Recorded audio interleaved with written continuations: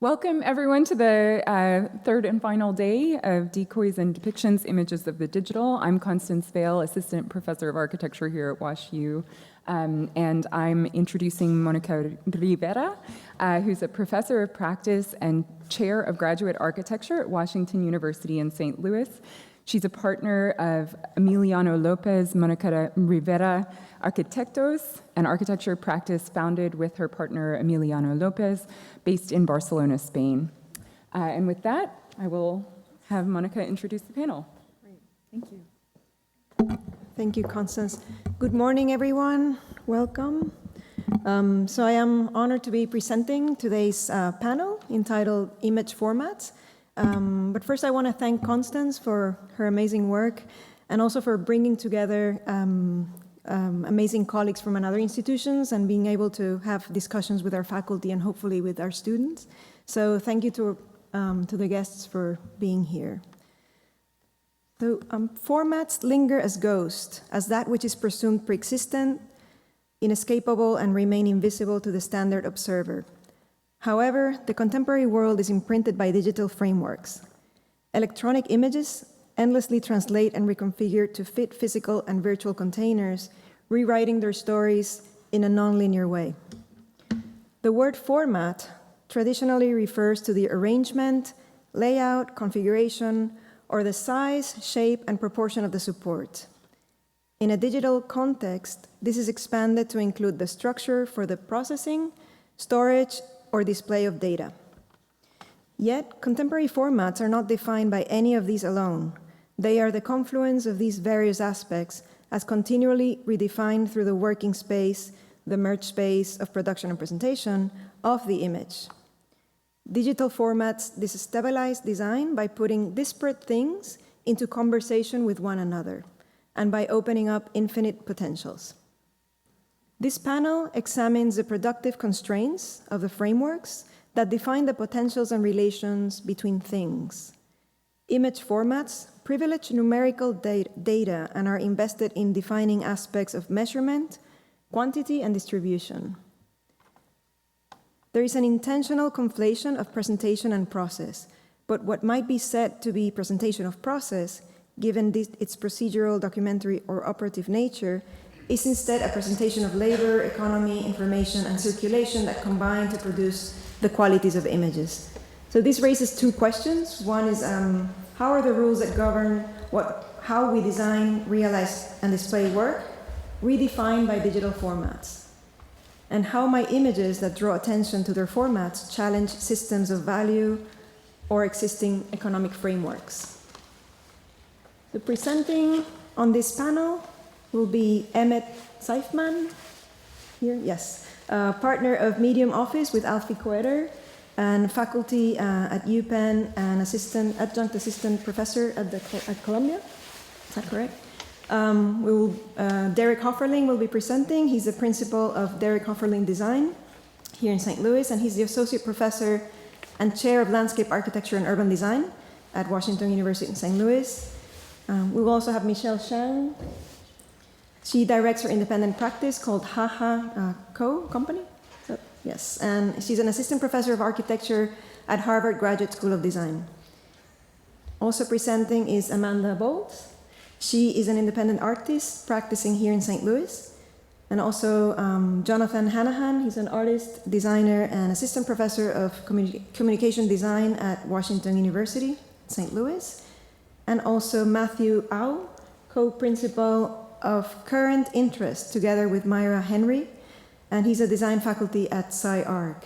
And then lastly, I will be also presenting in this panel. The interrogators during the panel discussion will be Robert McCarter, he's an architect, author, and Ruth and Norman Moore Professor of Architecture here at Washington University in St. Louis, and also Patty Heyda. She's an urban designer, architect, and visual artist, and associate professor of urban design and architecture here at WashU. So we will begin with Emmett, I believe. Is that right? Or sure, yeah. Am I fine? Yes. Okay. How are we doing this? I have to click through this. Okay, unless you want to use maybe this, but we need to open your... Sure, let's try. Okay, where are the files? So I'm gonna assume it's this one.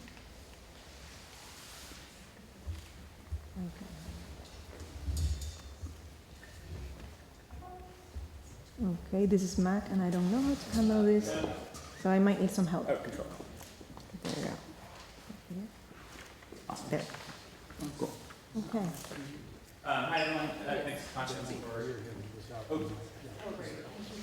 thanks Constance. Hello? What's it? I can't tell. No. There you go. Oh, okay. Oh, wow, that's weird. It's like listening to a tape of yourself. Okay, so hi, thank you Constance for having me. I'm going to present some work and also some student work, and I guess some work of other architects whose work I find helpful in framing certain problems. And I think maybe at the outset, to sort of state some, I don't know, problems in my own practice, I would say we don't really have a sort of research-based practice in the sense that I don't think we could necessarily talk about projects with a kind of backstory of intensive investigation of certain kinds of problems. I think instead we work fairly quickly, and there's maybe something that emerges across a body of work. And so I'm going to show a lot of stuff. I'll show the project that's in the gallery and talk about it a little bit, but in a way it's sort of not like an investigation of one project, but maybe of some problems that emerge as you try to do work. And I'll frame them a little bit. I got in trouble. Some of us were at this panel in Pittsburgh at the ACSA in the spring. I think Alfie and I got in trouble for trying to overly theorize our own practice. Adam Fury, who was chairing the panel, said it would have been a lot better if you just got up and said, we do stuff. So this is a little bit more the we do stuff approach. But the theorization maybe comes more in pedagogy and my work as a critic and editor. So the work is interspersed with other work by other people that maybe helps to frame some problems and a kind of trajectory away from maybe the project that's in the gallery towards some of the things we're interested in today. That project's only a couple years old, and we reworked it a little bit for the exhibition, but in a way I think, at least I can't necessarily speak for Alfie, and the collaborative nature of our practice is always changing, but I think for me at least there's a certain like period or something that's coming to an end a little bit, and something new is happening, and we'll see what it is. I said to Hans, I might be in the naive rehearsal phase of my career, not the ironic citation or the sweet spot between the two. So, okay, automatic, literal, brutal. So, automatic. I mean, I think the one overarching problem for me is authorship and the need to, the kind of compulsion to not author things or find systems of producing work that sort of have a life of their own. Of course, you author those systems, but somehow you're not in the position of standing in front of the canvas, carefully composing anything. And so the project that's in the gallery is very much indicative of this way of working. It's a very simple formal problem that you could relate to certain important works like Stephen Hall's parallel, the spatial retaining bars or the CCTV. It's a tower articulated as a frame around a volume instead of the mass of the tower itself. So it's a problem of lines that produce a frame. The frame's articulated, and this is maybe where the digital comes in, through the cap and corner settings of Adobe Illustrator. So once you have lines that meet at corners, you have to have a way of making corners. So Adobe Illustrator gives us three kinds of corners that can be made, and then you can explore the potential of those corners to generate certain formal effects and potentially programmatic effects in a building. We then, once we're dealing with lines in 3 dimensions, you're dealing with extrusions.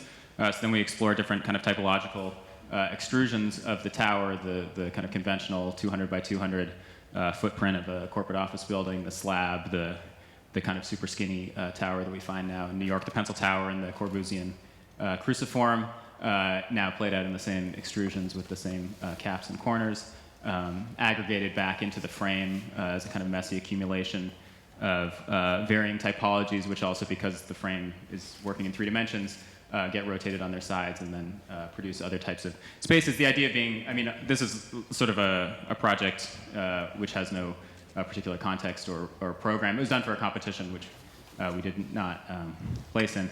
It was a sort of exercise. I think the first phase of our practice was like gymnastics. It was like doing a lot of exercise, and this was an exercise. Anyways, but the idea, obviously, that these things could produce unconventional programmatic relationships, and in a sort of like Dutch way, maybe, the piling up of disparate typologies into a kind of messy collective whole as an alternative to the kind of pure extrusion that one typically finds in a vertical building. And then, of course, you have to then deal with the first problem, which is the corner, then the second problem, which is the extrusion, then the third problem is these things have to have some kind of interior, and at every stage we're trying not to sort of design anything, but just put in place a kind of rule, which then generates the next level of articulation. So there's 3 basic figure ground problems, or 3 figure ground articulations of the internal organization of the thing. You have obviously the solid within the void, the solid in the solid, or the void inside the solid. So then those things are played out within the extrusions as 3 kind of nested extrusions, which then produce 3 spatial conditions on the interior. Obviously, the only one of them really works in the tower, in the vertical orientation, which is this one, where you'd have a core. This one, and this one would either you have the core but no space around it, or you have the space around it but no core. So those don't work. So those are then the horizontal members, or sort of horizontal branches, which then produce 3 plans at the 3 kind of datums of the tower: the bottom, the middle, and the top, where you have space floating inside of a larger space. You have it's a densely packed program, or you have spaces framing. You have programs framing open space. And the whole thing's just articulated through a grid, as these kinds of projects would be. And then the same kind of issues play out in the section. So in a way, it's just a very simple set of rules which build on each other to produce. I wouldn't say it's a complete project in the sense that this is the kind of level of articulation it gets to, but to get to a certain kind of resolution. And in a way, it's really. I spent 2 years designing skyscrapers, which are quite fascinating because the rules are incredibly simple, and once you have those rules, there's not really much else to do other than give it a skin. Like you're dealing with a 3-meter grid, 50-foot offset between the core and the shell. The 3-meter grid gets divided into 3 curtain wall panels, so you're dealing with 1-meter curtain wall panels. Produces the 10-foot office, or the 10-foot wide hotel room, or the 20-foot wide apartment, or the 10-foot kind of increments of apartment units. Then you just extrude the thing as far as you can pack it full of elevators, which go 12 floors before you have to start a new set of elevators. Now that's basically it, So this is in a way maybe it was a subconscious reflection of that experience. Some new perspectives. I think one thing that's happening is there were these rules that we were told, or we sort of internalized, you can't use perspective, you can't use collage, you can't use photorealism. Things have to be flat, abstract. Things have to be, there has to be a certain kind of distance that's achieved through the representation, and that's something that I think we're starting to undo in our work, or at least I am, and particularly with my students. And I think I just threw these in this morning, but remembering some of the first things Alfie and I did before we had a practice, which were sort of antithetical to what, in terms of their representational qualities, to what we do now. But that project is part of a kind of lineage of these rules-based projects, the Barcelona kind of transformations that have to do with projecting and reprojecting the Barcelona pavilion, and as it rotates and is reprojected, it becomes kind of complicated spatially, and then is mapped with a kind of digital texture, which for us has always been that's a kind of another rule. When you're looking for how to make something, just try to make it the same way it is in whatever medium you're working in. You don't have to kind of invent or propose something other than that. Other kinds of iterative things, and this has been also an interest of mine as a critic, thinking about the kind of compulsion towards automation and de-authorship, let's say, in both technical terms and in conceptual terms. And one of the things that I think was fascinating about SciArc when I was there was that you had these kind of two parallel projects, one which was automating work through the terms of conceptual art, the kind of 1970s saw LeWitt say mode of you establish a set of rules and play them out, and had sort of an indifference to technology, and one which was like obviously the kind of high technological automation that we understand, like machine learning, et cetera. And these two things were kind of happening in parallel, and there was no conversation between them on the surface, and yet they seem to be dealing with fundamentally the same problem, which is like we don't want to be the authors of anything. We want produce these machines to make the work. And that related also to kind of a pedagogical problem, which is like how do you set up certain procedural techniques that will generate work of certain kind of like level of complexity or aesthetic articulation. And so these were student projects where basically a procedural set of, in this case, starting with a kind of formal analysis of a precedent, there would be, this is like skipping many steps, obviously, but there'd be kind of just layering of information in a procedural manner that would eventually get resolved into like a fairly articulate work of architecture. But there was always a very conscious construction, pedagogically speaking, of a kind of automatic process that would get the student from like A to B, which has been an interesting thing to continue to think about and to sort of refine the terms of, such that maybe it's producing less formal complexity, but opening up a different set of questions as I continue to teach. So maybe the next, I don't know, like have I already talked way too much? There's like sort of two other terms, but we can skip through these very quickly. I think from the automation or the kind of automatic impulse and the rules-based thing, started to think about the literal as a way to establish kind of working method, which is to say the answer to how it should be is always like what it already is, like it just is what it is, and things aren't representational, they're literal, and that had to do with working in kind of digital space and kind of like stripping away as much as possible a certain attachment to convention that I've always found strange, like why the necessity to take things which are compelling in their own right, I think, in terms of the immediate kind of interface of the software you work in, and transform them into something that's kind of anachronistic or nostalgic for previous forms of representation, whether it's like the pencil on paper or the kind of highly refined 1970s like Zipatone and et cetera, printmaking. And there's also like a part of, I think, just the kind of culture we live in. Our practice is remote, and we spend all of our time texting, and like weirdly our clients are like seem to be literate enough that like you can send a screenshot of an AutoCAD drawing and they get it. And this is how decisions are made. Like this is sort of not like a really complicated like presentation process that's happening. It's like a much more informal like back and forth. And I think that's informed also our thinking about representation. And then I think there's a kind of separate and interesting problem, and this has more to do with pedagogy maybe, and I think it relates to how we work too, which is, to me, the really fundamental shift in architecture since the 1970s would not be the computer. I mean, I think the computer is a part of something larger, but it's the relationship between the model and the building, and the idea of models maybe becoming models becoming the predominant means by which form and aesthetics and also like the sort of organization of buildings are as advanced, as opposed to say plans and typology before that. And I think you'd see that in the work obviously of somebody like Eisenman or OMA clearly, Gary. The idea that what you do is make a really compelling model, and then you try to make the building as much like the model as possible, as opposed to the building as opposed to the models being, say, typological and kind of ideal. They're actually these material things that are in the studio, or in the case of like Eisenman's work, maybe it's not a physical model, but it's it's kind of three-dimensional structure that's articulated through representation.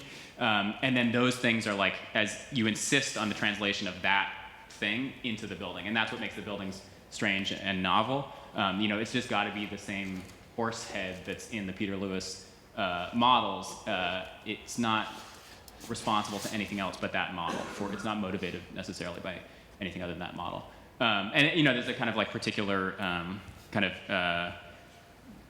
version. I don't mean naive in a critical sense. I mean like a consciously naive version of that becomes like really fun and exciting, and also starts to speak to the program, which is say like if you're sort of hyper literal about program and something like the Fujimoto public toilet, and you think all a toilet is an enclosure a privacy screen and a toilet, then once that you become kind of like absolutely literal minded about those things, then they could become actually quite unconventional in terms of their relationships to each other. So it's not necessarily an argument towards a kind of like convention or banality. And in our work, like the kind of literalness of the texture map, or the insistence on the CMU as a found object, and the kind of like refusal to let go of the model as the projects become more and more real, and the kind of like I think one-liner. This maybe relates a little bit to what Viola was trying to articulate in the last issue of Log with respect to model physics, but the kind of conceits of the projects have to do with the manipulation of, or with a kind of recognition of a certain kind of physical behavior. And this, for instance, like the facade shifting up to produce the railing for the roof deck. So there's like in a way, a direct translation from certain kind of model techniques into the building itself. So interesting, and very much that the work doesn't it's not articulate in the sense that it's highly it's layered with qualities that can be kind of interpreted and understood. It's very straightforward. So these racks, they're just one line, one bent line. That's the only sort of the bent line, the radius, and the lengths of the steel are the rules, and then within that there's a certain set of variations. And there's not, I guess, like more and more we don't feel like we want to do more than that, or have the work attempt to say more than performing in this kind of very straightforward way what it is and what its kind of formal qualities are. But in pedagogy, started working with a different problem, which is more explicitly working with the found object as a way of kind of returning that automation and not authored problem, but here through this kind of idea of the literalness of the physical model, just saying, okay, go to the store, buy some stuff, assemble it into something that has a kind of compelling spatial quality, and then for the rest of the semester, that is the answer to every question. You always return to that and insist on that being the kind of organizing diagram of the project. And so even though we're doing kind of in these AAD studios at Columbia, we're rethinking the kind of generic loft building as a type and responding to a kind of larger context that Scott Cohn and other people have articulated about the flatness of floors and the kind of stacking being the predominant quality of building since modernism, but through a kind of insistence on the found object as the generative diagrammatic tool, which is just literally kind of reinscribed in the final project, no matter how complex and real it becomes. The projects end up in very strange places. So the insistence of the shoe brush produces some pretty strange plans, sections, and general kind of building organizations. And well, maybe this is not relevant. There's a different thing about paper space and model space, which all relates to this as well, and the insistence on the literalness of the paper space versus the model space in the generation of the work, but maybe it's too much. So some more of the found object work where the Simpson-Strong tie becomes the kind of architectural language of the project, and working with structural engineers to actually figure out how to make these things out of bent steel. And let me skip that. Yeah. And then the last thing, this is the most recent studio I taught, or the most recent kind of suite of studios, is I realized ultimately what I was saying to my students could be distilled back to Banham's tenets of new brutalism, which is clear exhibition of structure, valuation of materials is found, and image legibility of the image, which basically is a kind of argument for a modernist transparency, but there's nothing that says that the transparency has to be that of a modernist building organization. But that if what since that first studio I showed at SCI-Arc I've been convinced about is that what matters is the internal organization of the project, and if that internal organization of the project is resolved enough, it doesn't matter. The outside will just look like what the outside looks like if you just express the inside, and the outside will have its own compelling qualities just by virtue of expressing the kind of internal organization of the thing. And so, well, I think this is maybe a little bit besides the point. This going back and forth with the model thing. But the most recent student work is this incredibly dry investigation. This studio is the same kind of problem, the second iteration of it, of thinking about the loft building. Incredibly dry, and we're trying not to design anything in a way other than the plan and the section, and resolving the kind of mechanics of the projects at a spatial level in terms of circulation and program, and allow that to just be it, and see how far that goes and strip. I mean, it was so hard to get the students not to put anything in these. Sorry, this is sticky. They're so desperate to put the trees and the people and all the entourage. Just to say, like, just the thing as it is. These students were actually, they had a high level of professional experience, so they were very into putting the light switches and the HVAC and everything into it. But just to let the thing be what it is and just try to be as articulate as possible about what the basic structure of the project is. This is the kind of Scott Cohen hidden core argument maybe that as architects, maybe we need to worry a little bit more about the bones of the project and a little less about the surface. But let's figure out some really interesting bones. Doesn't mean they have to be crazy looking, but they're actually, in this project operating in very particular ways. There's this kind of split level section, these two nested units, so each unit has two sides to the inside and the outside. The outside's ramped, the outside's stacked, the inside's ramped. So they're resolving a spiral and a stack into one synthetic thing. It's actually quite sophisticated, but it doesn't need to then do anything more than that. That's enough. The other thing we've been working with in terms of this kind of found object is from the beginning making collages using existing architecture as a way to immediately get to a high level of plan articulation so that things don't start kind of diagrammatic and get more articulate. They're kind of articulate from the beginning, and you sidestep a whole problem of taking abstract things and trying to turn them into architecture, so you don't end up with the mass that you cut and you say, I don't know how to make a plan of it. The plan's already there and highly articulate. And so these projects basically dealing with that problem and representationally trying to maybe synthesize the kind of model space, paper space thing, something between a kind of rendering and drawing that can be both articulate in terms of technical information and kind of hyper-real in terms of material and kind of spatial definition. Well, it's just, we just did this project. Some of the work we're doing is not, there's not a lot to say about it. It's work. But to me, I realize more and more, I definitely want it to be the first image, not the second. And really, what I want it to be is the third image, which is when we gutted this place, the contractor wasn't sure whether we wanted to keep the old stair. So they popped the stair off the deck and just nailed a couple of 2x4s to it, and it just stood there. I was really trying to convince the client to keep it as a piece of art because he aspires to collect art but doesn't have the money to do it. And I was like, this is great. Just keep this. But there's something just the most rudimentary construction is really more and more what I want to do, and not worry about anything else except the plan. So this is the most recent project that I've been working on. It's a kind of belated entry into the Big Ideas Small Lots New York City competition to do infill affordable housing. And basically it's a perverse problem, which is to say having lived for most of my life in New York in the railroad condition of the infill lot, which has only exposures at the back and the front, you have a very deep plan. Could we put, not a courtyard exactly because it's not big enough, but could we cut a hole through the middle of this thing at the same time that we do the highest density possible housing? So it's 10 units in a 5-story building, but with a hole in the middle, and we call it scale 1D because basically you define the core, and then the two occupiable wings can kind of scale, in the logic of American urbanism to fit the site they fit. It's very much the kind of Stephen Hall alphabetical city, figure ground problem of working out the relationship between light and air and, the economic maximization through extrusion of the lot. But basically to strip away a sort of affect and work very much. I mean, obviously the renderings are affected in the sense that they're screenshots, and that's a deliberate aesthetic choice. These aren't finished.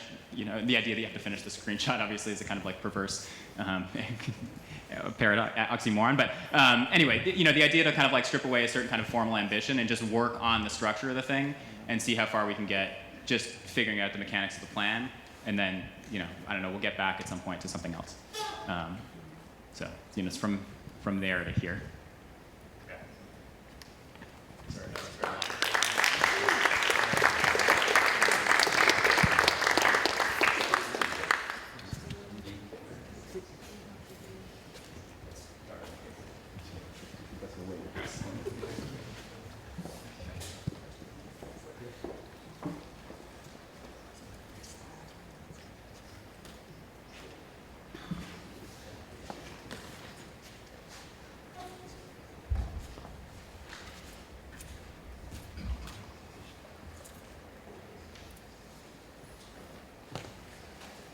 You see that all right?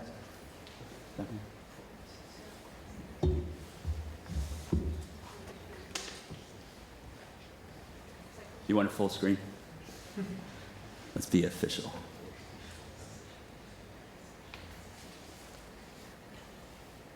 All right, good morning. Thanks, Constance, for having me and us.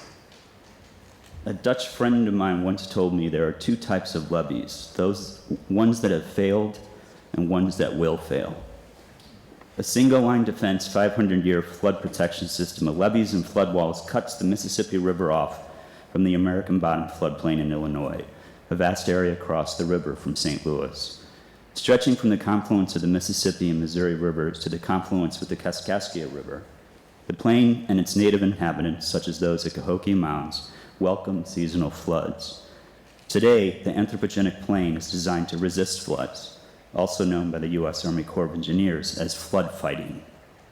The American Bottom encompasses complex and oftentimes very much contested sites such as East St. Louis, U.S. Steel, America's Central Port, Wood River Refinery, Miles Davis's childhood home, Sauget, which was formerly known as Monsanto Town, and the Granite City Art and Design District, the site of the installation that I'll present today.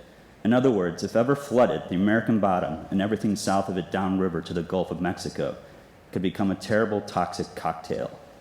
This photographic piece documents my contribution to the Art and Landscape STL exhibition at GCAD, curated by Gavin Krober in March of 2019.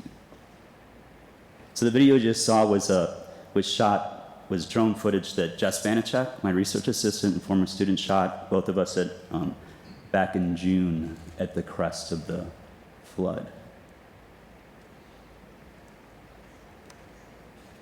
That's illegal, isn't it? Pardon? That's illegal, isn't it? Totally.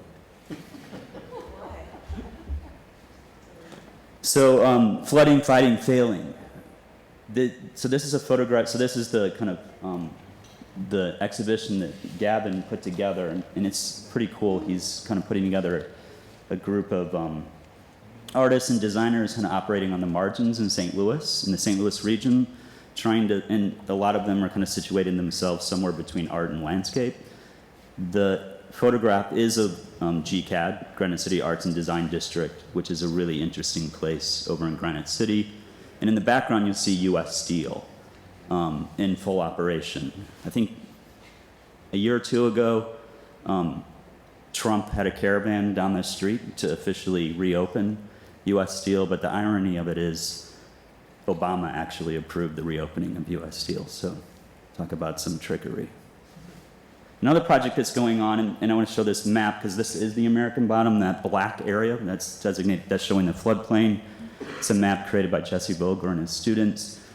There's a big project happening that we're part of, sponsored by the HKW, or HKW out of Berlin, Anthropocene, Mississippi River. So I'm not going to talk about that today, but this project led up and kind of situates itself with that. But it's important because this is the only time I'll show you the map of how much of a floodplain is actually out there, which is much larger than, for instance, the city of St. Louis.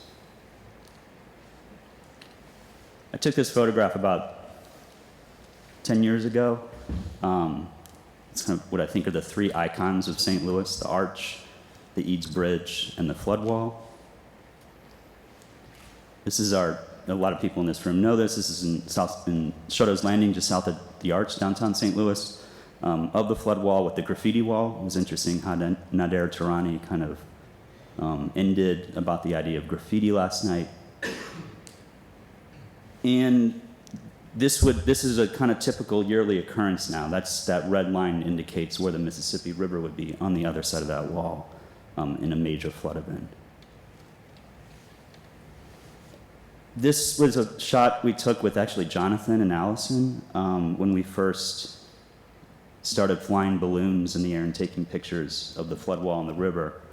Apologize for the profanity, but this was an interesting way of tagging when it was protesting the new construction site of the Rams Stadium, the St. Louis Rams, before, luckily, they left for Los Angeles. Good luck, Los Angeles, with the Rams. And you can see the river on the other side. So this is in the 2016 flood, probably like a top 10 record flood.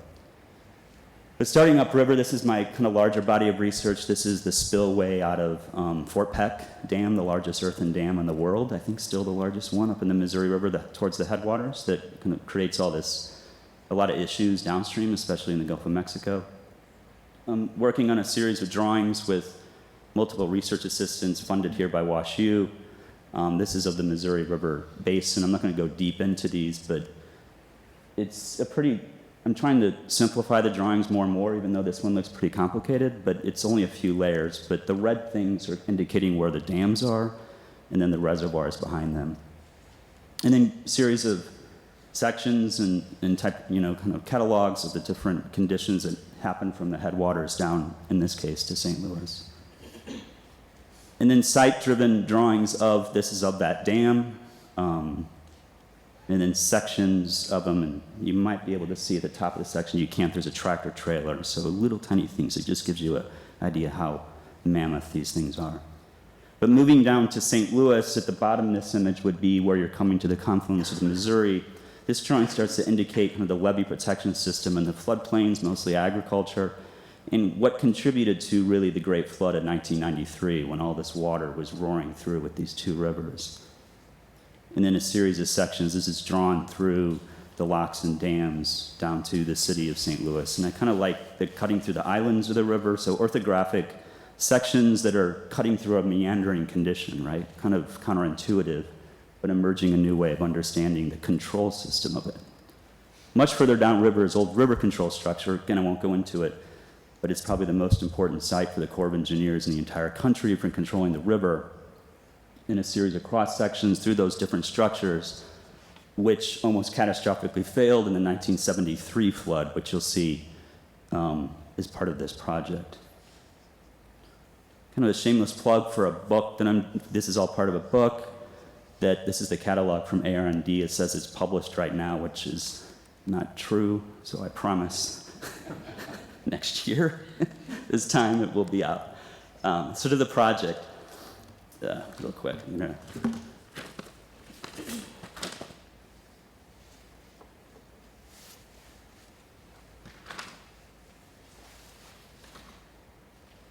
a second. Let me see if I'm.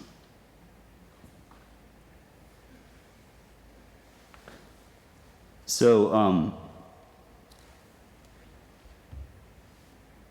on a second, if this is the right slide, sorry about that. Yeah, so temporary markings horizontally striped on a GCAD storefront invite subjects to hypothetically occupy scientific datums of water depths in a what if the levees failed scenario. Red electric tape annotates and curiously do it at an intimate human scale understanding the two highest Mississippi River stages taken as of February 2019, the 1993 flood, number 1, and 1973 flood, number 2. This is according to NOAA's nearby St. Louis river gauge. So that's the image you see on the left, is that you can go check the river gauge, see where it is every day. And then the sketch that I did here was the first kind of understanding of situating GCAD within this radical section of river differential, which can be upwards of 50 feet. So I was starting to think about not just what it means to be in the sky or in the above ground, but what if the record low, the drought, you would be like 48 feet below the ground. So I had an initial idea of like somehow boring into the earth, but that was unfeasible. But the quick kind of Google Earth sections started to reveal what the project became. So if you look in the bottom, this section through the Mississippi River, through the American bottom, where GCAD is, if you marked where the great 1993 flood would be, if that flood wall failed, you would see GCAD would be about 9 feet, 8 feet below that. And then getting in closer where the site is. And then I started to just kind of mark what those top 10 floods were. So you can see kind of me indicating where it would be in relation to the sidewalk, and then which ones we could put on this facade. So there's quick sketches of different ideas of how you engage this site with thinking about the what if scenario. So you can see I wanted to put like multiple stripes, kind of like a zebra or across to say here are the top 10, but then it becomes an issue of labor. So here's the site, really cool storefront that they've kind of filled in with polycarbonate. It's called the In and Out building because it doesn't have a roof. this weird ruin, so it's quite beautiful. So here I am with a couple of the other artists that were part of the effort, trying to measure where these things are. I feel like doing, I love on tapes and going up. So the one on your left is me noting where the 1993 flood would have been, and then even higher, which I didn't get to, would be the height of the flood wall, the existing flood wall, where the real protection is right now. It's my friend Fred, where we just tested out. We brought out red electric tape, and we kind of jokingly said, wouldn't it be cool if you were like halfway underwater? Like, what if you were at that kind of condition? Keep that in the back of your head. And then on the left is me arriving with my levels and all these things to try to get exactly right. And the image on the right is my client for a house I'm doing right now, Joe, who's much better at this stuff than me. And he just took the tape and just went snap, right? And so he just eyeballed the thing. I'm like, all right, Joe, you got it. So we didn't need all those other things. So it was this really cool kind of analog simple, but what's so beautiful about the electric tape is you can stretch it, right? It's very malleable, and then you can kind of snap it. So it wasn't exact, but it really didn't matter. So this is the final installation of it. Looking from both sides, so you can see these two, 93 and 73.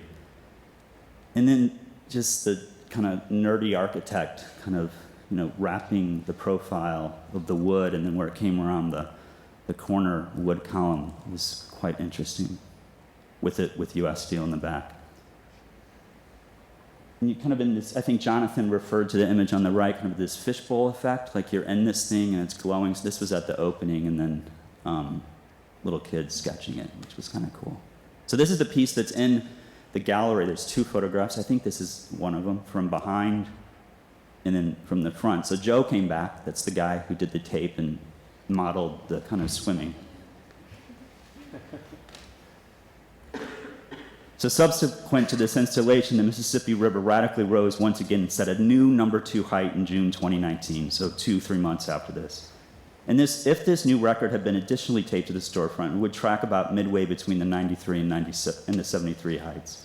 This absence only reinforces our constant and desperate battle to track, to organize, to synthesize, and to spatially legibly represent big data, especially during our accelerating contemporary challenges. And in this case, the accelerating effects of climate extremes in the St. Louis region. 4 of the top 10 river stages have occurred since the Great Flood of 1993. This is a no-brainer. We must adapt. So we were kind of right. We forecasted that 2019 flood.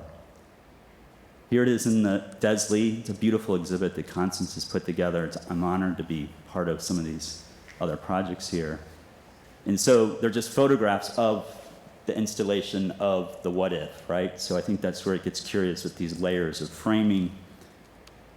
And back to the drone photographs, so Jess and I went out and did this. So this is, again, East St. Louis, or this is South St. Louis, this is East St. Louis.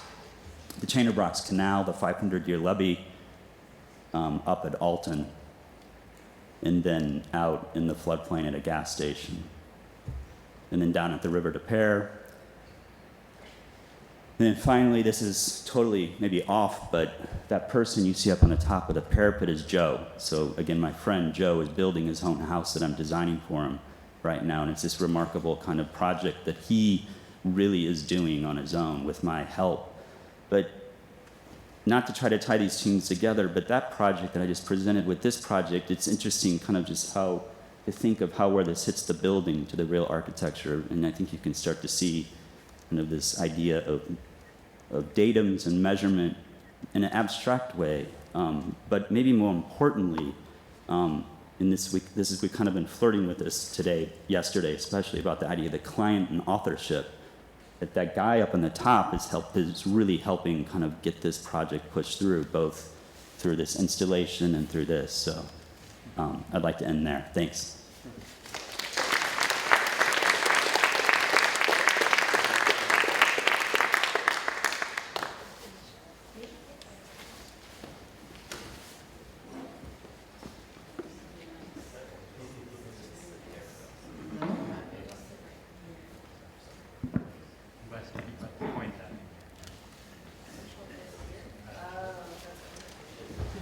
Okay, hello? I had an idea.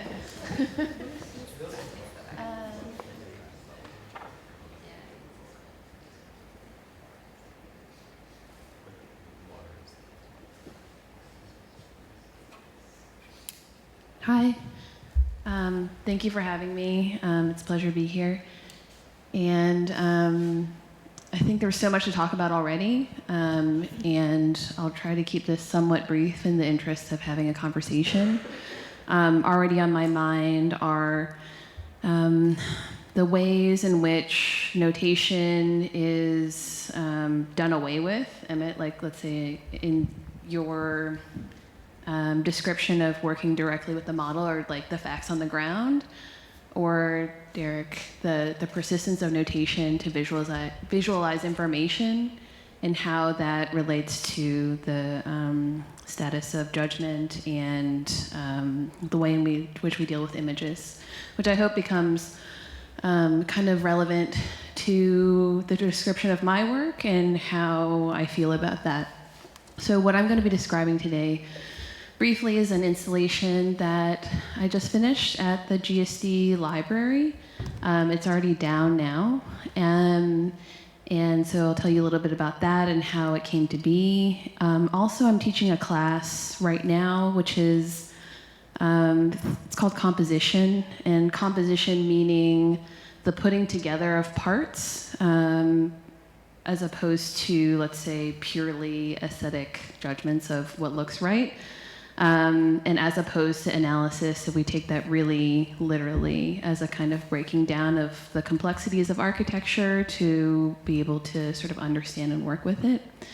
In the class on composition, the premise is that we start with the intentions of Eisenman's formal analysis to sort of understand the unseen through a kind of way of working. But do that with image analysis. So that means more specifically using processing scripts and kind of maybe just actually expanding the notions of larger and broader architectural categories like edge, scale, context, things like that. So maybe I'll first start, and that's just kind of where my head is at right now, and I'm working through those ideas through installation.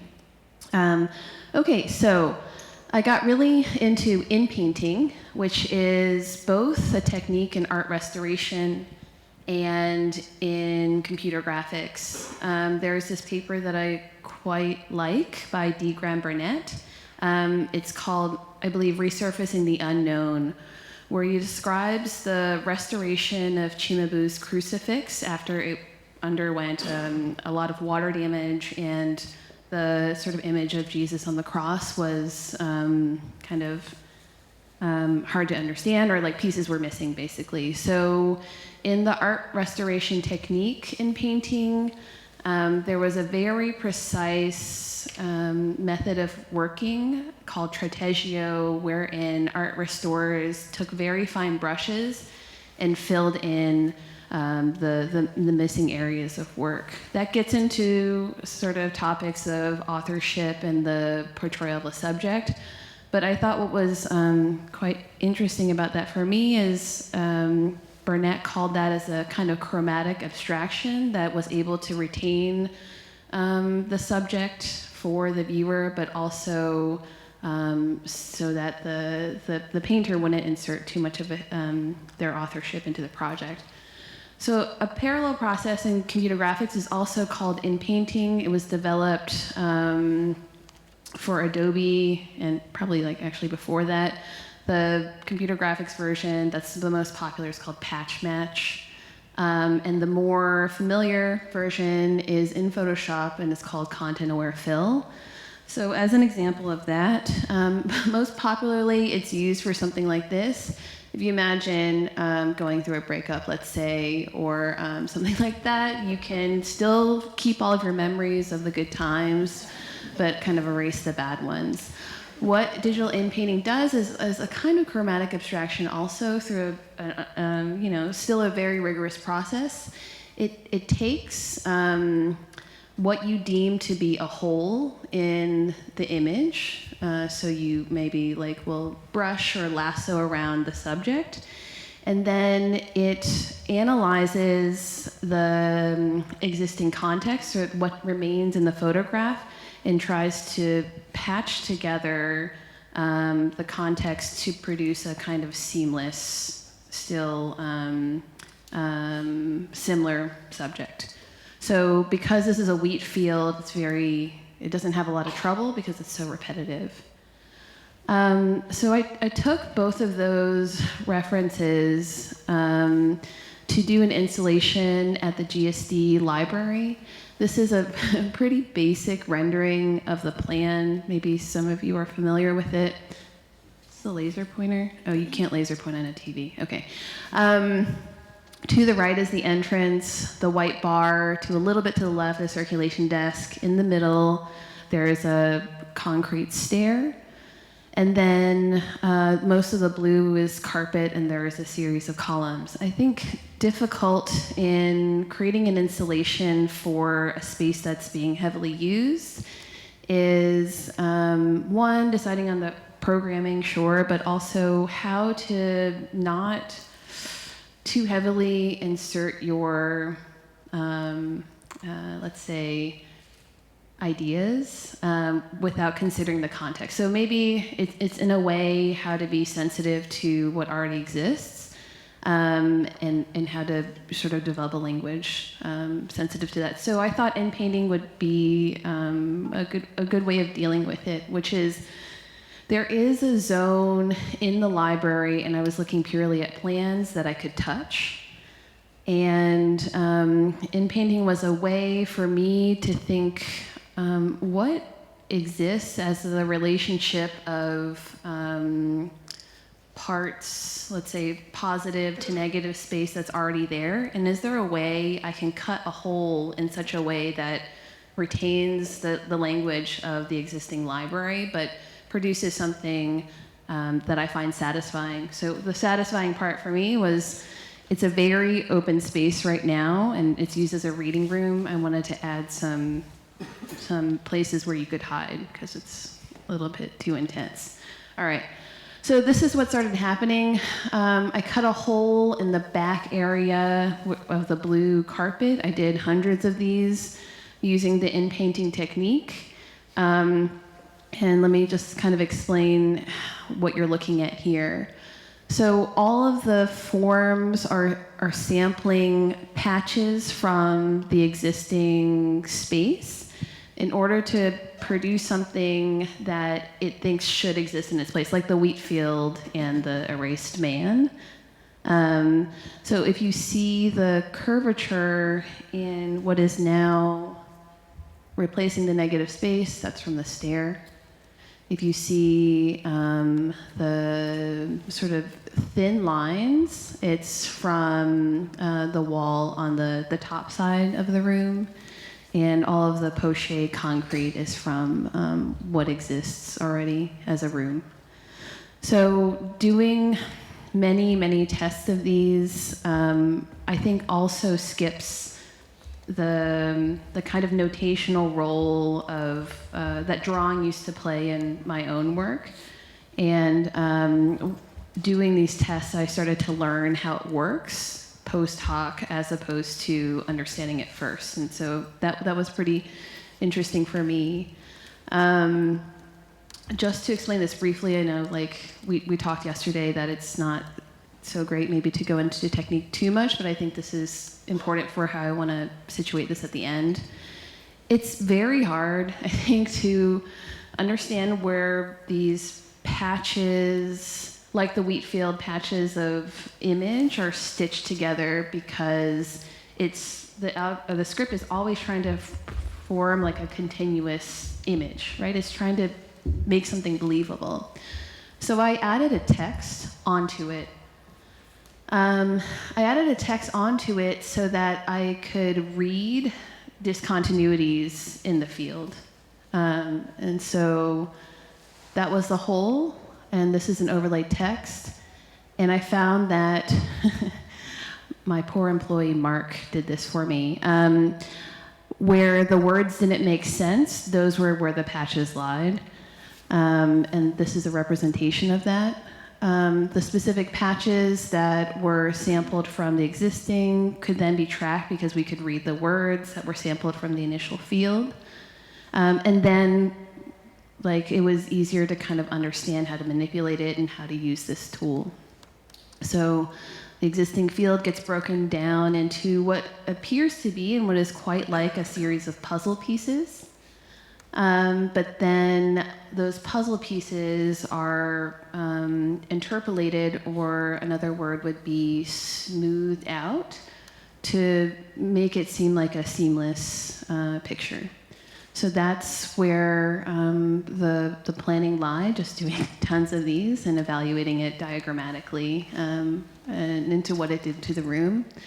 Yeah, and so I think this way of working is of interest to me right now, both as a teacher and as a designer, in that it is a very different way of working through, by dealing with immense amounts of information that I may not be able to sort of understand, that go beyond pure geometry, let's say. I think most clearly this was written about for me in Mario Carpo's The Second Digital Turn, when he talks about the shift from the categorization of information through things like taxonomies, let's say in emails, folders, to searching. So like when Google gave you 15 gigabytes, you now can just enter a search term and you no longer have to organize your information. So like Linnaean models of taxonomy, or even if we think of FOA's phylogenesis, don't need to happen as a way to organize information, because data affluence produces the framework for us to retrieve it through other means. So I think this way of working is a little bit like that, in that you do a series of kind of tests and transformations, and then you can kind of search different qualities that make it work and iterate in that way. So with the plan that was produced through InPainting, we created a bunch of models, and then this is what it looks like in the library. It was taken quite plainly as a plan, because I was more interested in the formal qualities, the spaces that it would produce, rather than, let's say, maybe the material qualities that it evinced. So that it would rearrange the reading room in a specific way. So what this is a series of 8-foot tall stud and drywall walls on a series of casters. It wasn't supposed to be on casters, but I kind of liked it in the end. The librarians were worried that there would be a talk and this would be too intrusive, so these can all move. It's insane. So this is what it looks like. And a note on how it was constructed. It was constructed by the exhibitions team at the school, who were quite great, in a standard method that I hoped would be less fussy and something kind of familiar to them.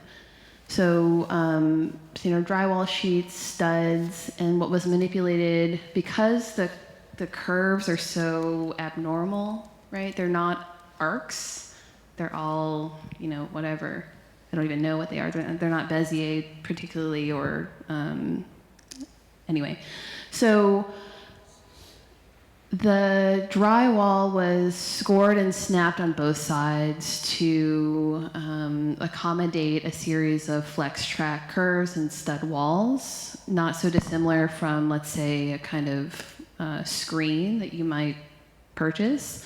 So it was somewhere between a kind of room divider and a wall in that sense. So you can see it's a little bit lifted because of the casters. And then there were several pieces that gave the illusion of a kind of continuous wall, but then you see there are many gaps so that it produces kind of circulation.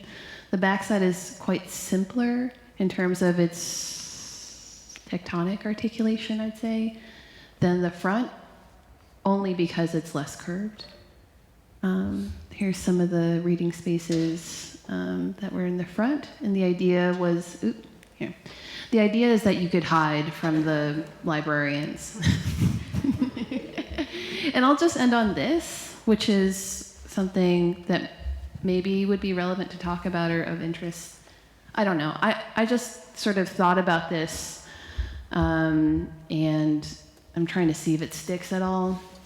So there's two kinds of in-painting that were the genesis of this project that I've described. The in-painting in the Chimabu crucifix comes from art restoration.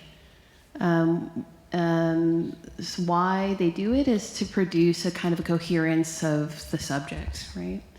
And the way in which they do it is chromatic abstraction through brushing. And the in-paintings from computer graphics, maybe an example is like retouching a photo, and why you want to erase something that exists, but you also want to produce a kind of coherence of the subject, and how you do it is through a couple of digital methods. In trying to think about, maybe this is like over-theorizing work, and I think it's actually good to not do that too much because it makes you very neurotic, but I reread Kipnis's Toward a New Architecture a couple weeks ago because I'm teaching a class and I have to reread all these things that I haven't read in a long time. And he contrasts the use of the collage with the use of the graft in architecture. Collage, which produces a kind of heterogeneity, and heterogeneity is not just visual, but it also serves a kind of political end, or can be programmatic, let's say. And that collage visually uses a representational technique to produce edges, fissures. You understand the boundaries between the things that are being put together. So some examples might be Eisenman, Venturi, Collage City, etc. Right? So, whereas the graft in architecture, I think the best example that he talks about is Shumi's Le Fresnoy with the big roof over the existing, what are they, sheds? Aims to produce a similar kind of heterogeneity in the use of the architecture, but coherence is produced through something much more continuous that brings things together. I'm trying to think through right now, and I'm so excited to be here with so many smart people to think about these ideas that digital in-painting, because it analyzes the pattern or the kind of existing information within an image, let's say a plan, and cuts them up and rearranges them, is like a kind of collage, but it becomes so much more continuous. That might be a contemporary version of a diagram for the graft. That's it. Thank you.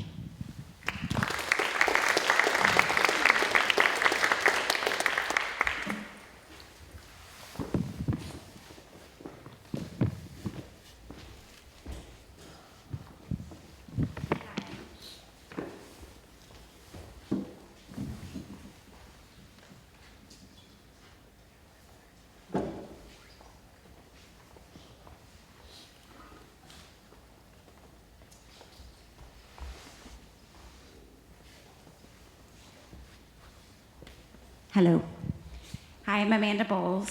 Thank you to Constance for inviting me to be here today. The symposium addresses ideas salient to my practice, and I'm grateful this conversation is happening here in St. Louis. I am a process-based artist. My work is durational, often ephemeral, moves across time and space, and occupies territory between the virtual and physical. This terrain, which media theorist Nathan Jurgensen calls augmented reality, exists at the intersection of materiality and information, physicality and digitality, bodies and technology, atoms and bits, the off and online. My multimedia installations refer to this condition and incorporate some combination of sculpture, video, live performance, and painting. I've titled this presentation, "The Process Produces Artifacts, Misfit in the Basement, Mystic in the Cloud," a poetic framework for contextualizing my studio performance practice and understanding the works included in the Decoys and Depictions exhibition. I'll be showing you work developed over the last 8 years, which I've split into 2 groups based on site and platform. From 2011 to 2013, my studio was located in the basement of a semi-abandoned earth sciences building at Northwestern University. Streaming from the space of making, I used internet game Chat Roulette as a site for engaging with remote audiences. There I staged a 2-year performative event titled Festival to Planned Obsolescence, MySpace. The following materials are artifacts of that process. Chat Roulette is a web-based operation that pairs random strangers from a global community in endless succession through a one-to-one video feed. It has 3 controls: start, stop, or next. Encounters are governed by the same conditions essential to live theater: an ephemeral real-time connection between a performer and a public audience, defying the one-to-many or many-to-many communication common across social media platforms. More often than not, interactions on Chat Roulette are one-to-one. The aleatory nature of the game prevents players from self-selecting a counterplayer, which creates the possibility for the emergence of chance encounters. Quickly realizing that my unmasked image produced a fairly predictable range of reactions based on my appearance, I sought to create an avatar that would allow for a broader and hopefully stranger range of experiences. To achieve this, the avatar's design needed a stable but flexible armature. I modeled the persona, #MisfitMystic, from an ancient archetype, the ritual clown. Ritual clowns are punk shamans. They oscillate between extremes. Like other liminal subjects, they exist in perpetual limbo outside the culture-specific categories that organize reality. Drippy signs. They are the personification of process.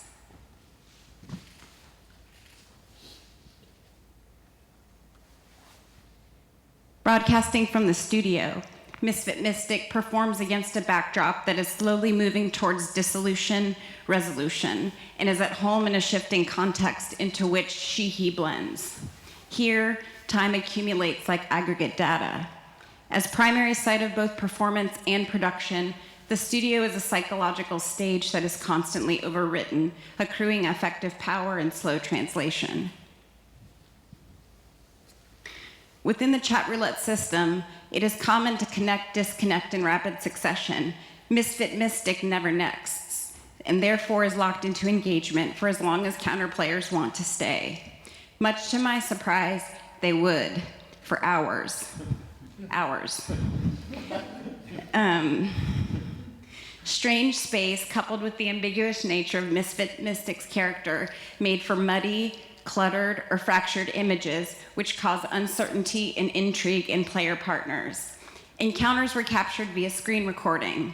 The hyperphysical space of making extends into virtual space as flattened image and flux. This extension is theatrical. To call attention to the apparatus, I use an analog mirror to reflect the desktop back to the viewer. And this is a doubling. I am looking at you, looking at me, looking at your reflection, looking at me, looking at my reflection, looking at you, ad infinitum. Amongst a fragmented field of multiple windows and moving images, the player becomes a spectator of their own performance, and this hyperbolizes the distance between us. Sorry, I'm kind of nervous. I'm gonna play a video clip.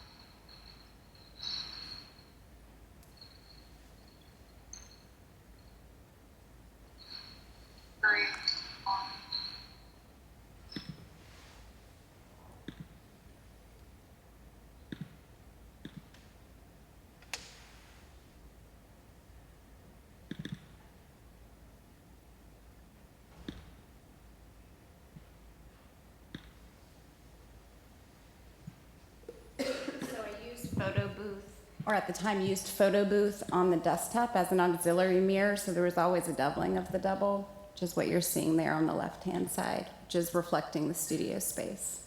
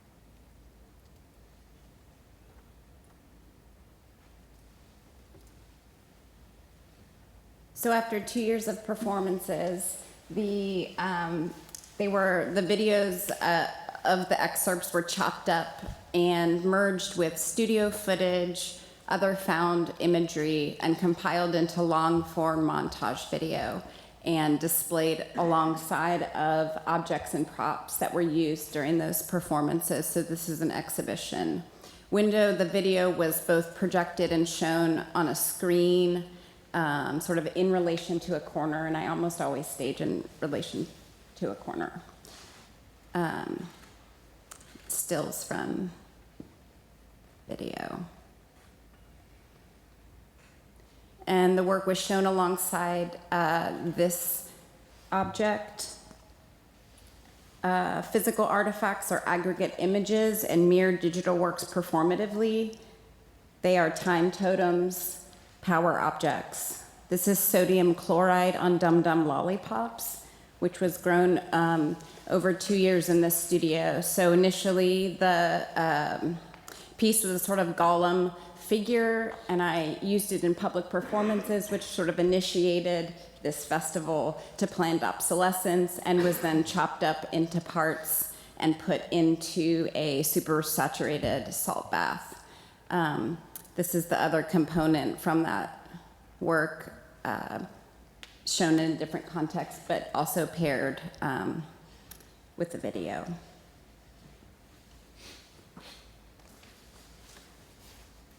Granddaddy, which is in the show at Des Lee, is the first piece that I began at St. Augustine's, which is my St. Louis studio. I've been here for 5 years, and I see the work that's happening here as a distillation of my previous work, and I'm calling it Mystic in the Cloud.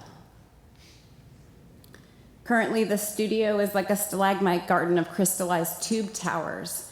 Accreted salt totems are grown through a daily watering routine where a supersaturated solution is ladled over the form's surface. Residual moisture evaporates, leaving a mineral trace that slowly accrues over time. And so my process in the studio, I run a dehumidifier which collects the atmosphere from the air. That atmosphere takes 8 hours to make 1 pot of solution. That becomes the base for my solution, to which I add solar salt, which I buy in 50-pound bags at Home Depot, sold as water softening pellets. But they're just sodium chloride crystals. Tubes and clouds. These works began with a loose question, where is the internet? The internet is in tubes underground, inside of other tubes, and in the air inside of the cloud. And it's a strange way to come around to talking about the digital, but when you begin to put these things together, process plus display, we begin to have a conversation about where is ground, what is ground, where am I, where are you? The next series of slides I'm going to run through a little bit quickly, but this is kind of a translation of how my performance work has moved forward. This is very fresh work from 2019, this year shown at the Spring Break Art Show in New York City. This installation included a long-form video with a custom wall painting and gradient stripes, saltworks, custom lighting. It's a still of the video.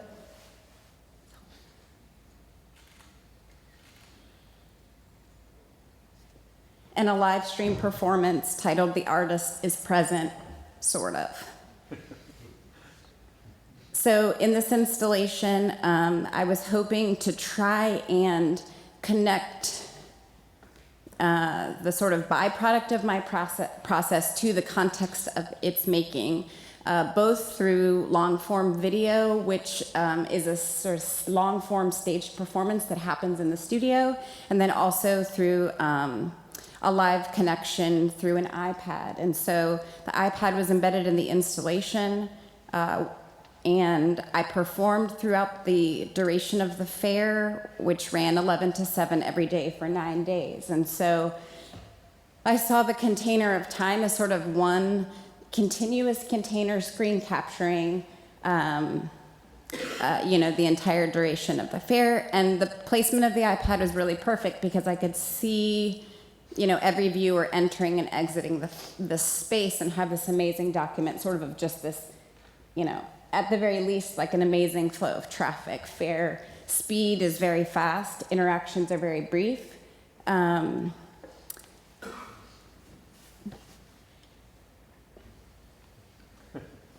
So within this context, I developed a way to create a kind of mirror hall using, the FaceTime portal already creates a mirror, and then the screen capturing software uses the webcam to create, an additional mirror that creates this infinite digress in space. And so I have a lot of images of people with their hands in the air. I'm not sure why that was the response, but often the response to self-recognition is to lift one's hands, which is really happy. The interactions in this space, it was, I don't have all of the language to talk about this work because it's really fresh, but it requires the kind of presence that you would have in a live performance where I'm in my studio and I'm totally embodied and I'm hyper present. And the viewer is also there in the space and hopefully embodied and present. And you would think that, setting up a kind of screen apparatus with a direct link would create connection, except that it doesn't.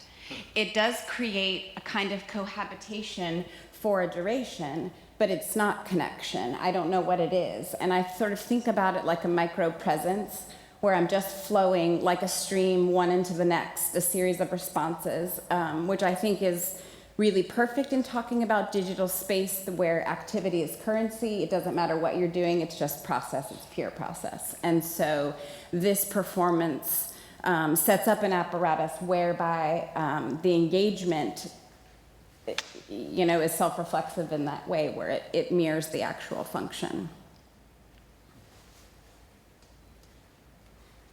And I've built on this work. This is work that is showing now at Borsley Gallery in New York, and this installation includes a long-form video, saltworks, new what I call sky blocks, these sort of displays painted to look like skies with performances that I did every Saturday. And so this shelf piece here on the left is titled horizon for a groundless now, or keeper of times like we had on chat roulette, and the feeling of being touched all at once. And that sort of salt trophy, for lack of a better term, is a piece that I began in my studio in 2011, and so have only just resolved, which brings us sort of back to chat roulette. Another image.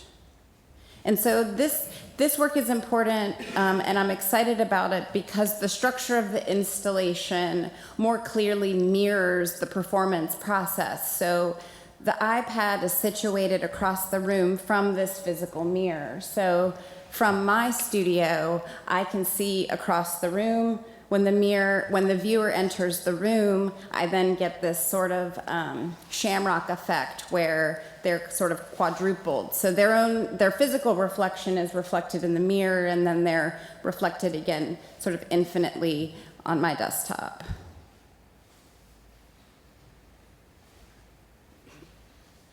And so these performances happened over 6 weeks on Saturdays. And I thought about the performances really as just staging, like I was a human screensaver. And I was there to hold time and space.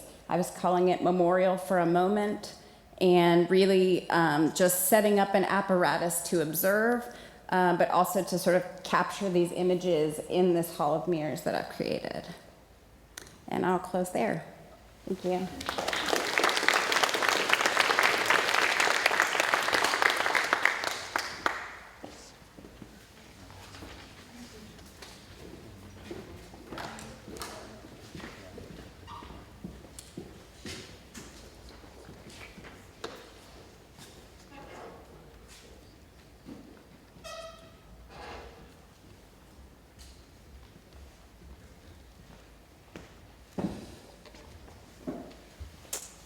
I'm gonna let this play first. Do not arouse the wrath of the great and powerful Oz. I said come back tomorrow. If you are really great and powerful, you'll keep your promises. Do you presume to criticize the great Oz?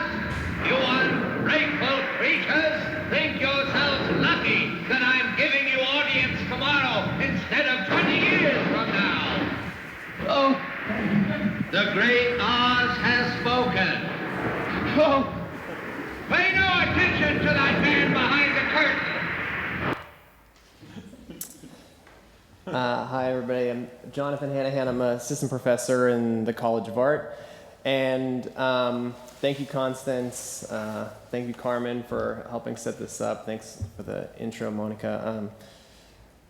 This is that quote from that part of Wizard of Oz has like lingered with me as a maker for a really long time.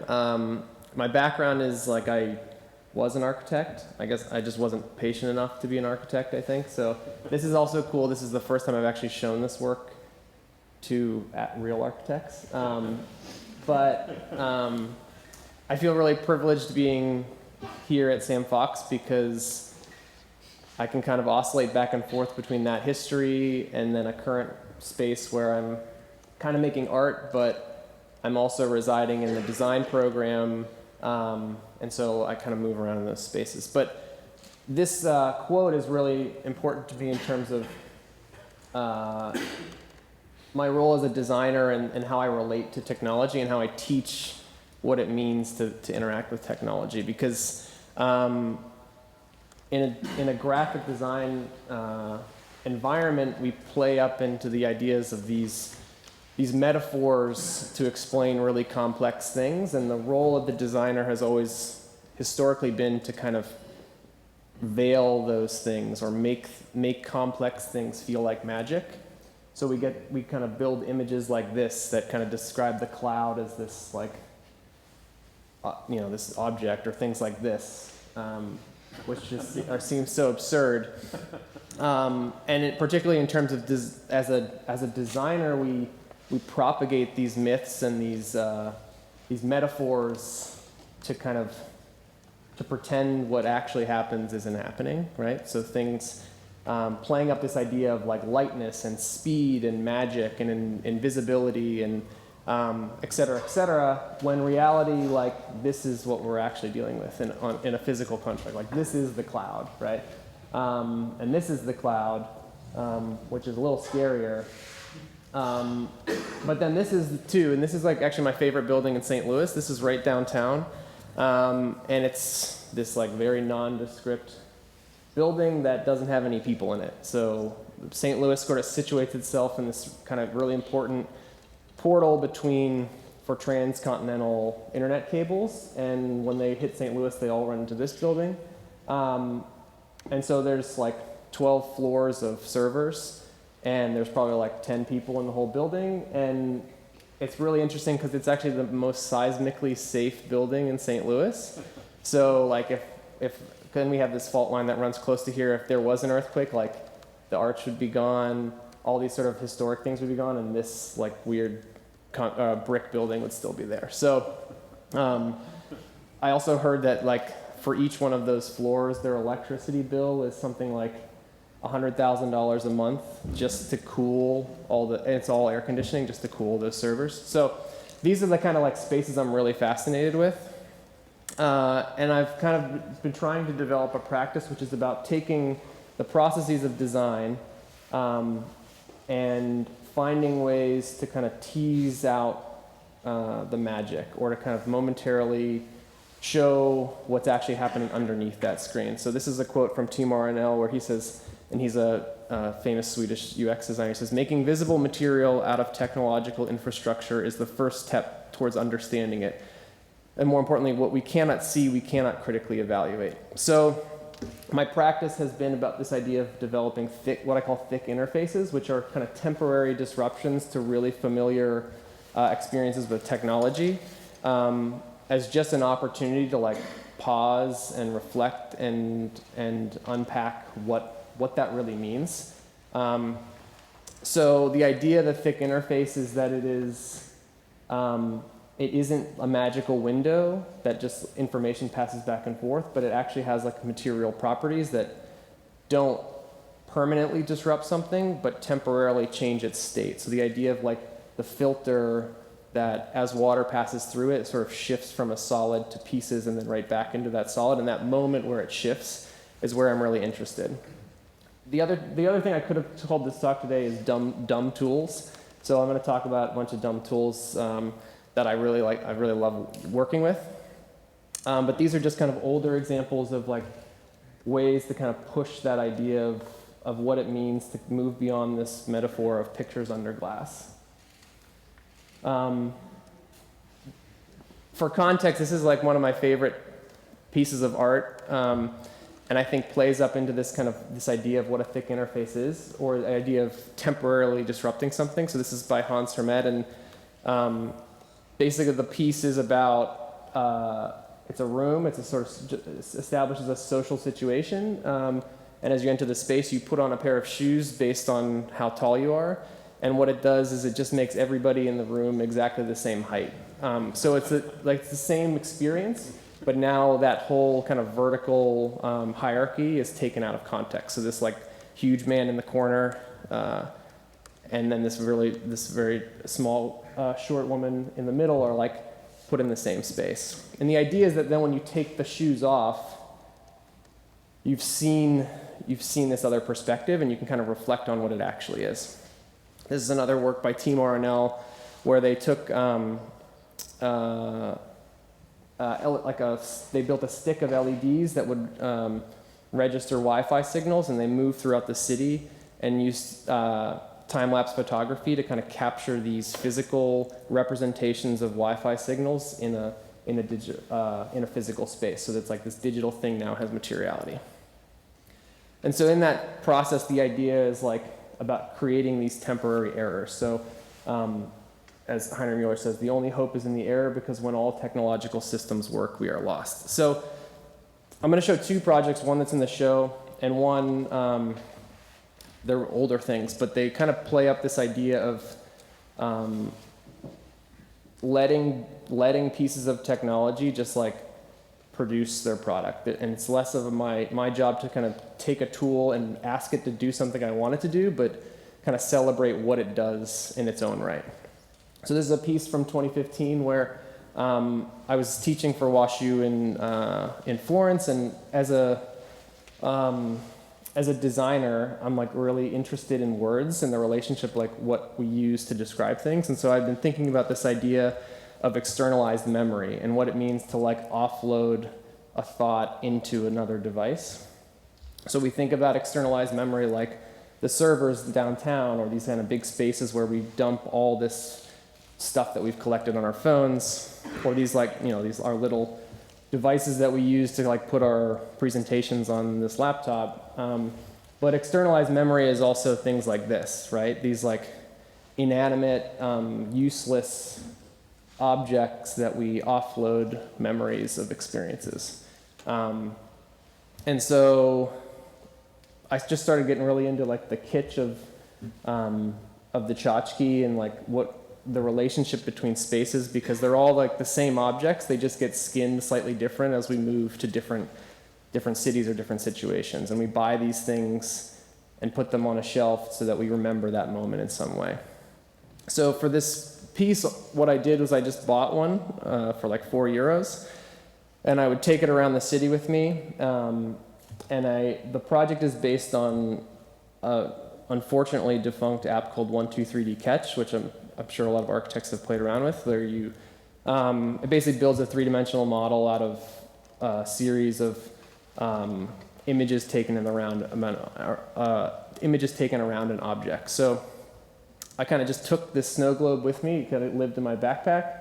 I'd place it in different situations throughout the city. I would scan it and then produce these different sort of representations of that object. And what was interesting is that each subsequent scan would take on characteristics of the context around it. So you'd have, based on lighting conditions and what it was sitting on and backgrounds, the base would always maintain like consistency, but the globe itself would start to deform in unique ways. And so the process was just like, I took these scans, I'd bring them in, I'd clean them up a little bit, and then I just reprint them at the exact same scale as the original object. So these things sort of, and then as part of this, with a collaborator of mine, John Early, we kind of went out and like actually tried to sell them back to people, which didn't really work. But one person bought one, but then the cops came. But that kind of, these have just become these kind of artifacts of that process of kind of moving it from one space to another and kind of permanently embedding the memory or the moment in that space. The metadata lives in these sort of, in these models. And then after leaving Florence, I kind of came back and just kept playing with the idea of the relationship between the digital file and the physical artifact, and how as a digital thing it can be scaled or reproduced or skinned in a different material, but still is directly connected to that file that lives on that flash drive. Yeah, so this is just this kind of piece of kind of representing all those moments. This is the main project I was going to talk about, which is pieces of it are in the show at Desley. And this started in 2016. And even as like somebody who works with the internet and is like really fascinated with the internet, I still kind of like in 2016, like this is like what you'd get when you Googled what is the internet. And I think we all kind of still lived in that world of like these magic walled gardens that are kind of friendly and they live next to one another. And we have these very discrete experiences that happen in each side of them. And then this thing happened and I was working on some other stuff that just seemed like totally unnecessary. So I stopped for a while trying to like recenter what I was doing. And I was reading an article that published this image from a professor at Elon University. And so this is what the internet actually looks like. This is a hyperlink map of how information is shared between websites. So how links are connected, how things, and so you can see that like those happy spaces that we're familiar with in the middle, but then these things on the edge are all just fake news websites and clusters of fake news websites. And the way the structure of that the issue of fake news is that these are sites that are mass-produced to live on the periphery of the internet, and they're just waiting for these moments. You see these cluster moments where one person will link that into one of those safe spaces, into a social media platform that kind of provides entry. And the reason that this is a problem that I started to kind of get really into it is that like fake news isn't a new thing. Like conspiracy and like just absurdity isn't new. The thing that is new is that like historically, even if you didn't know anything about typography or design, we all know that this on the newsstand is different than the Washington Post or something that is like has a reputation, right? But in social media, designers like my students that I kind of ship from here out to places like Facebook are working on solving the problem of making sure that anything that comes into Facebook looks like Facebook and looks good. So they're developing algorithms that scrape that content and repackage it in a way that makes everything look the same. And so we get this moment, right, where it's increasingly hard to distinguish what is valuable and what isn't. And in a stream of a feed, that back and forth between those two things is increasingly hard to distinguish what is real. And at this point, it doesn't even matter because it's out there, like it's in the ether. So this is what fake news websites often actually look like if you actually go to them. They have like weird beach backgrounds and strange menu structures where like Hillary's health is the most important thing, and there's a lot of misspellings, and everything's in all caps, and so you're not supposed to go to these places. They're being built to specifically be viewed in those other spaces. So you can see kind of how the relationship of these two things is very similar, and how social media and technology is like taking this away and giving us something that we can't really distinguish. So for the project, what I did was take another dumb tool that I'm really fascinated with. This is a browser extension called Tilt 3D, which basically just takes the code of any website and gives every element in the DOM structure of that website depth. So the way we build websites is we nest boxes inside of boxes, and they're infinitely thin. So all that stuff can just kind of exist. But when you give everything structure or give it thickness, they start to build. And so this was developed in like 2010. As the idea was it was going to be this like this 3D web inspector that you could help you like design websites. It doesn't really work. It's like really useless. It just gives you these cool models of your sites.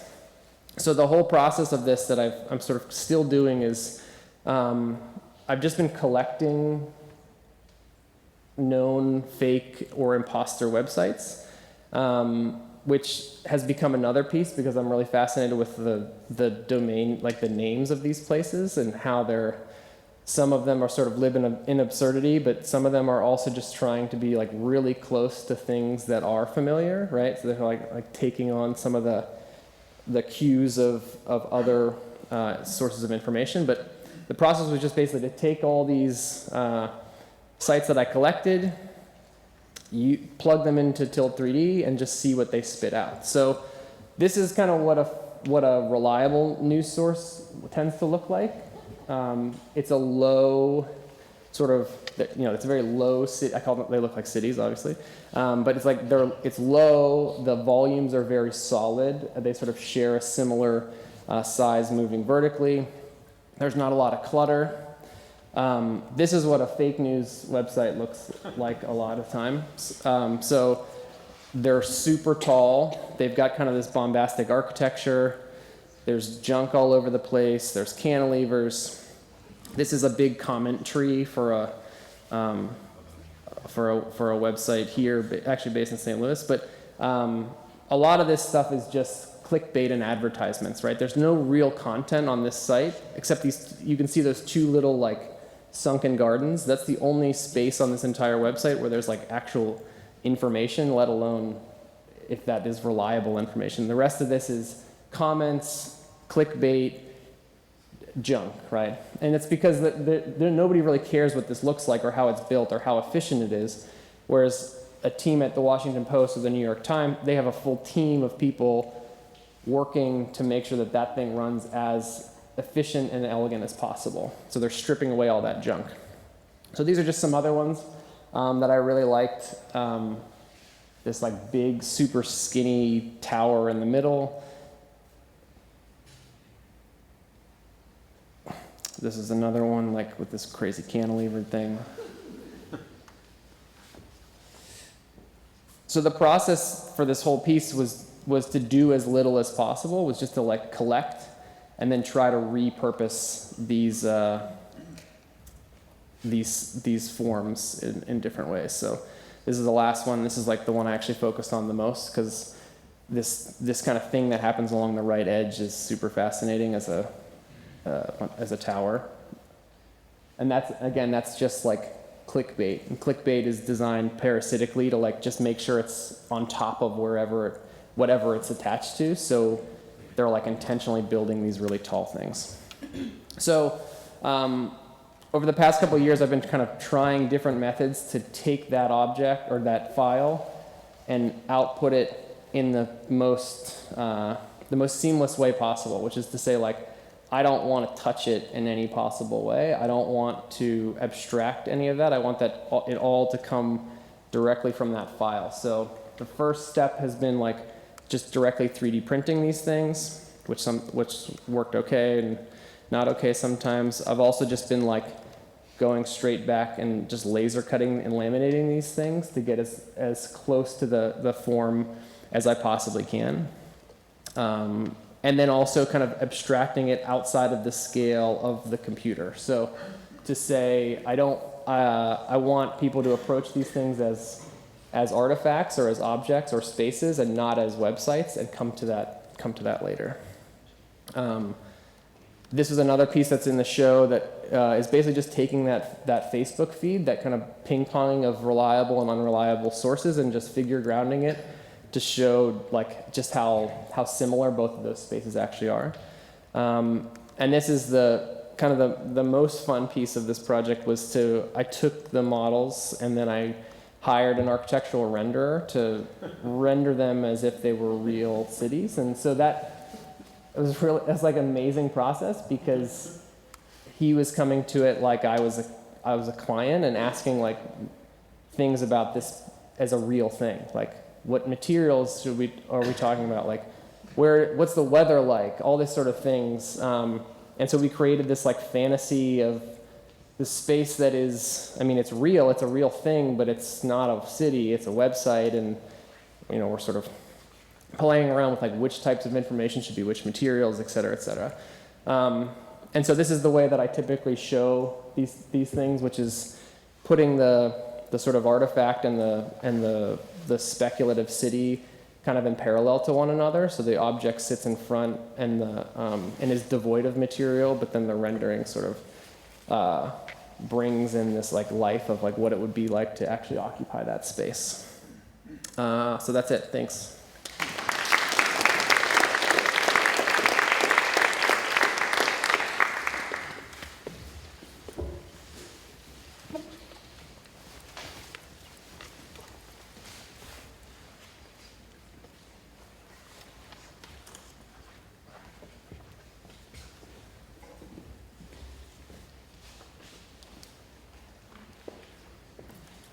All right.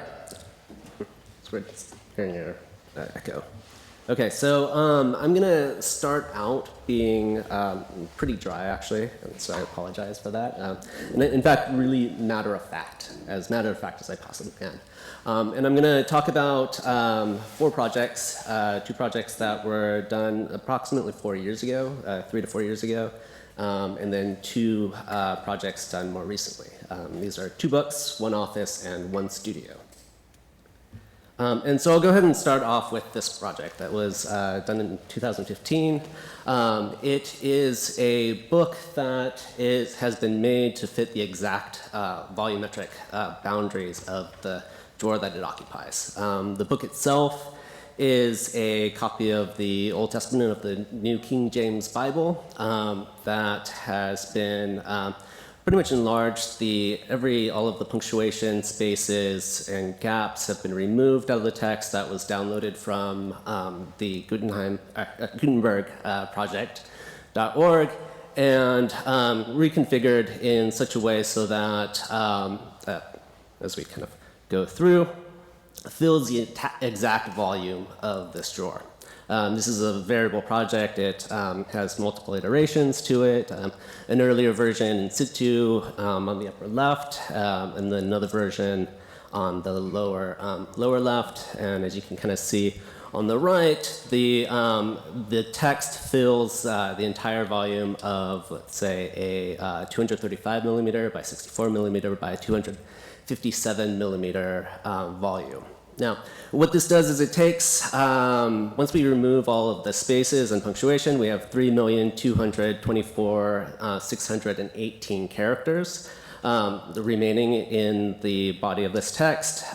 The text is printed on a hammer mill color copy, 32 pound, which is about 0.155 millimeters, with give or take 0.05% variation within the paper, from paper to paper.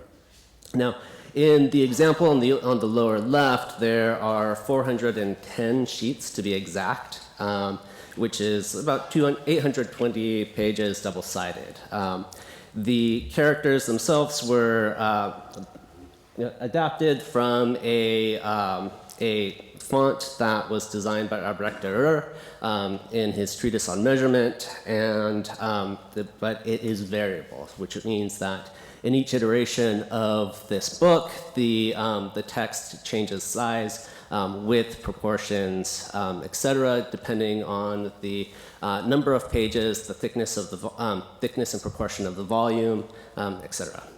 In this case, that I was showing previously, there are 31 lines total produced from this, which is just short of the 40 lines in the original Gutenberg printing of the Bible. And so, of course, there are multiple variations of this, some in situ, some kind of based off of standards. In this case, this is the entire collection of IKEA dresser drawer catalogs. Right? So have the dimensions and measurements for each one, and the exact number of characters per page on that. Again, a couple of the versions from IKEA, and then one to match the dimensions of the screen.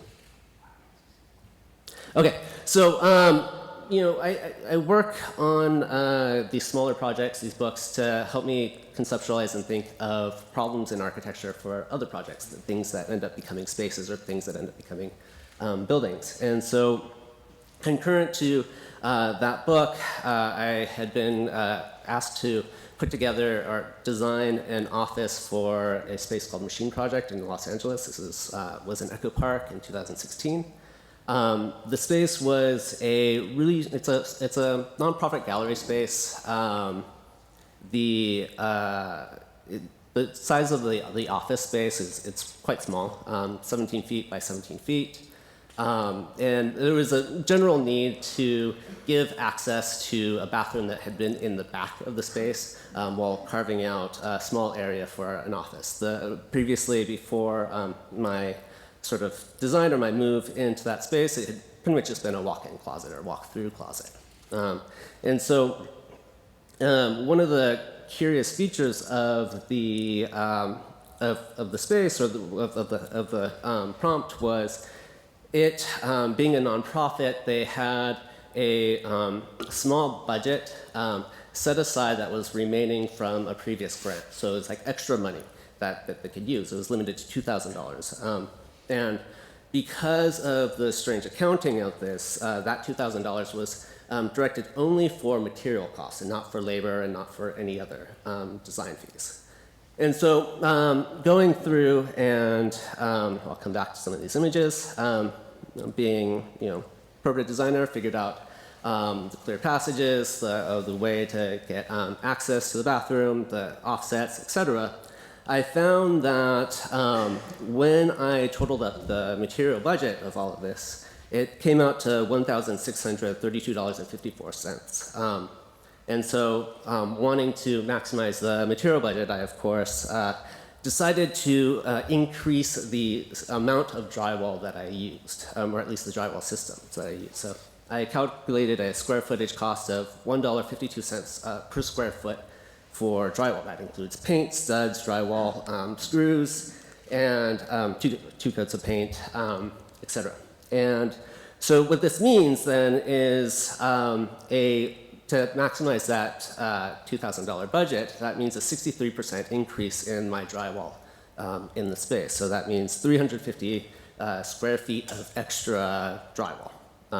Of course, I still needed to maintain the space that I had, and so I began to enlarge all of the walls, but fold them back in on themselves so they can still maintain the clearances and access to that rear bathroom.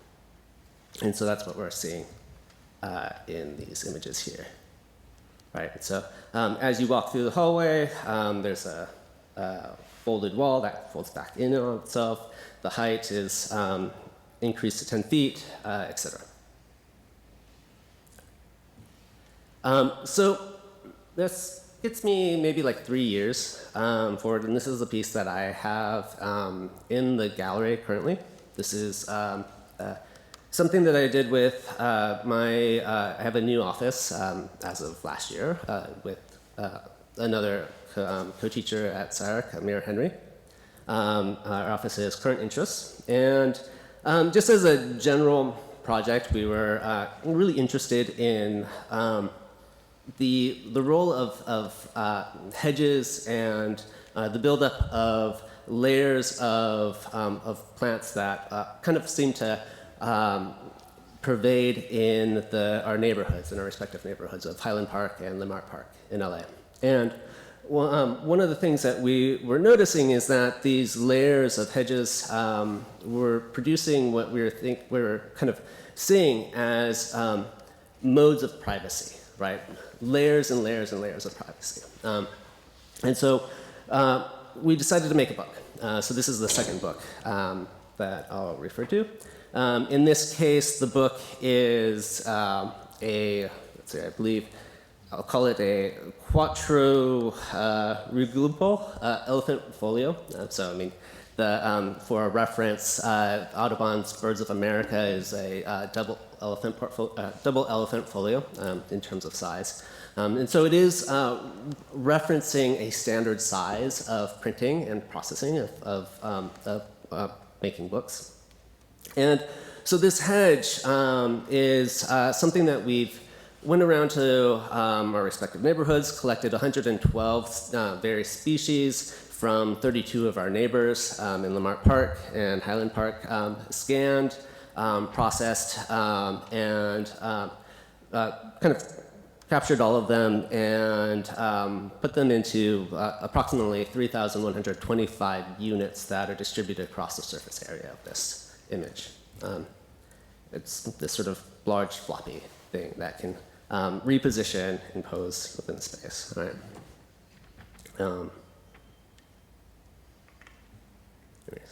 Here we see a version of it, slightly larger.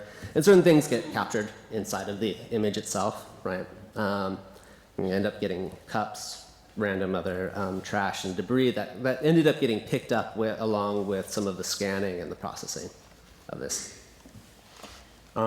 This is our studio and part of the process of taking each one of these individual specimens, scanning in a kind of odd way, but doing it in such a way so that we could always at least have a record of it to scale.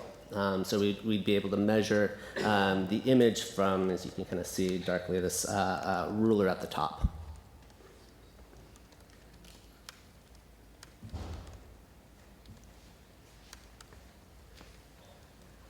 This is, for example, one of the hedges that I was referring to within our neighborhood. So I was kind of running through those projects rather quickly because I wanted to be able to spend a little bit more time on this project. This is a recent project that we're working on, It's a artist studio in Echo Park in Los Angeles. The images that I'm going to show are going to be the model and one-to-one building mock-ups that we have so far, but in terms of the building itself, it's moving forward, but at typical building pace, rather slowly. And so, just to kind of give you a little bit of overview of what the project is, it's a studio at the bottom of a hill from the artist's house that's on top.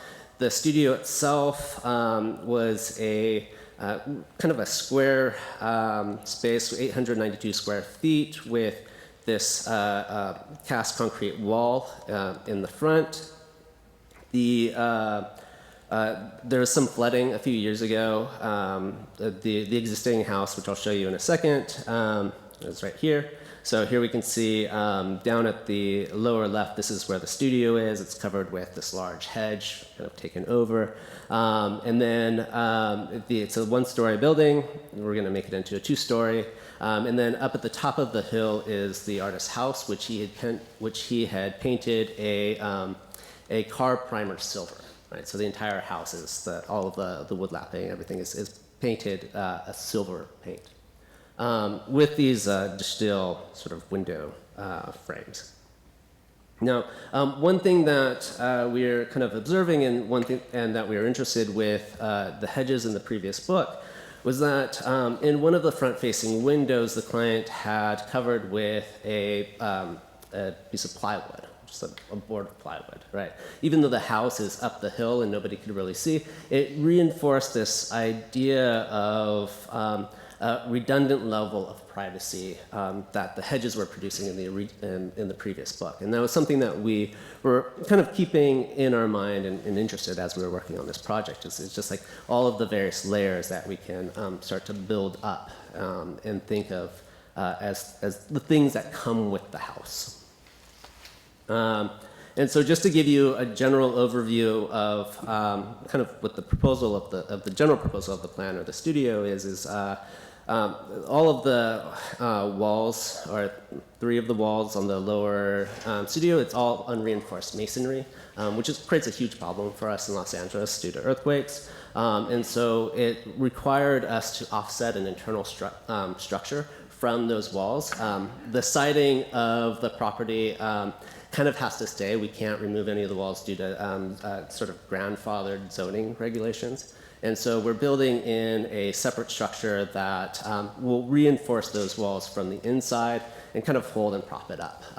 But all the while kind of building up multiple layers, both on the inside of the wall and then external to the wall, that will kind of provide both rain screen, security, insulation, etc.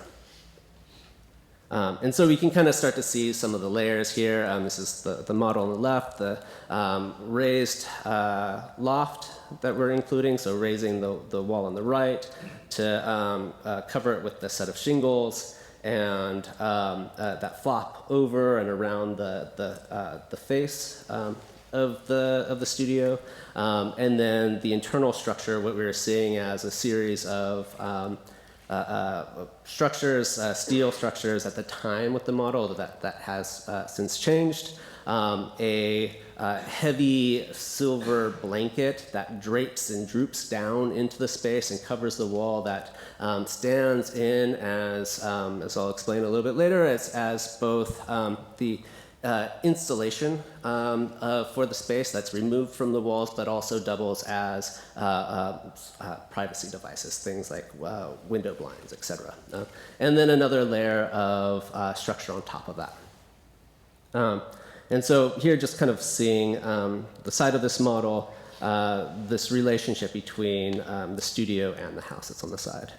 And I wanted to return to this photo for a moment, because I think this marks an important change in the way that we were thinking, not only thinking about this project, but also thinking about our relationship to our practice as well through modes of representation. And so one thing that I do want to say about this image is that this is a highly constructed image, meaning that as we were photographing this model, one thing that we observed was that it was nearly impossible to photograph.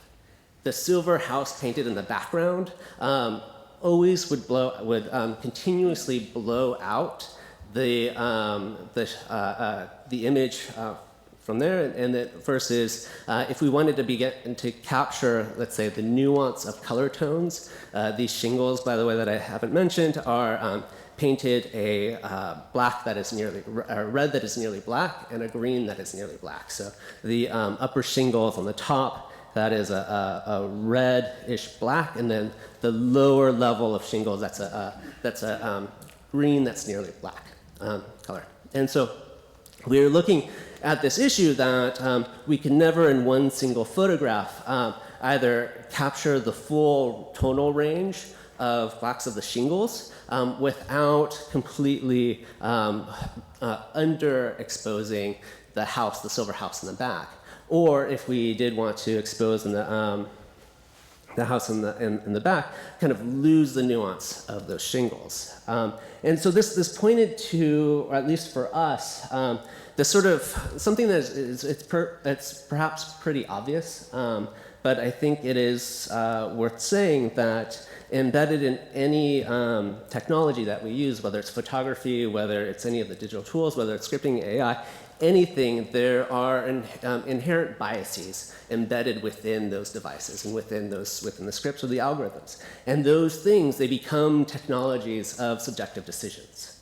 And so I think this has kind of changed perhaps the direction of the way that we think about the tools that we're using, away from something that is quite matter of fact, dry and objective, towards modes of subjectivity, and how we began to become a little bit more engaged with or critical about those decisions that we make.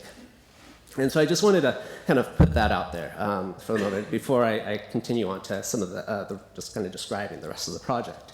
And so, as we were working on so from these images, as let's say later in the summer, quite literally a month ago, we were in the position to start to figure out what this model means and what this condition of layers and redundancy and sort of imaging of a project actually meant with materially within the project. And so we built for an exhibition 2 one-to-one mock-ups.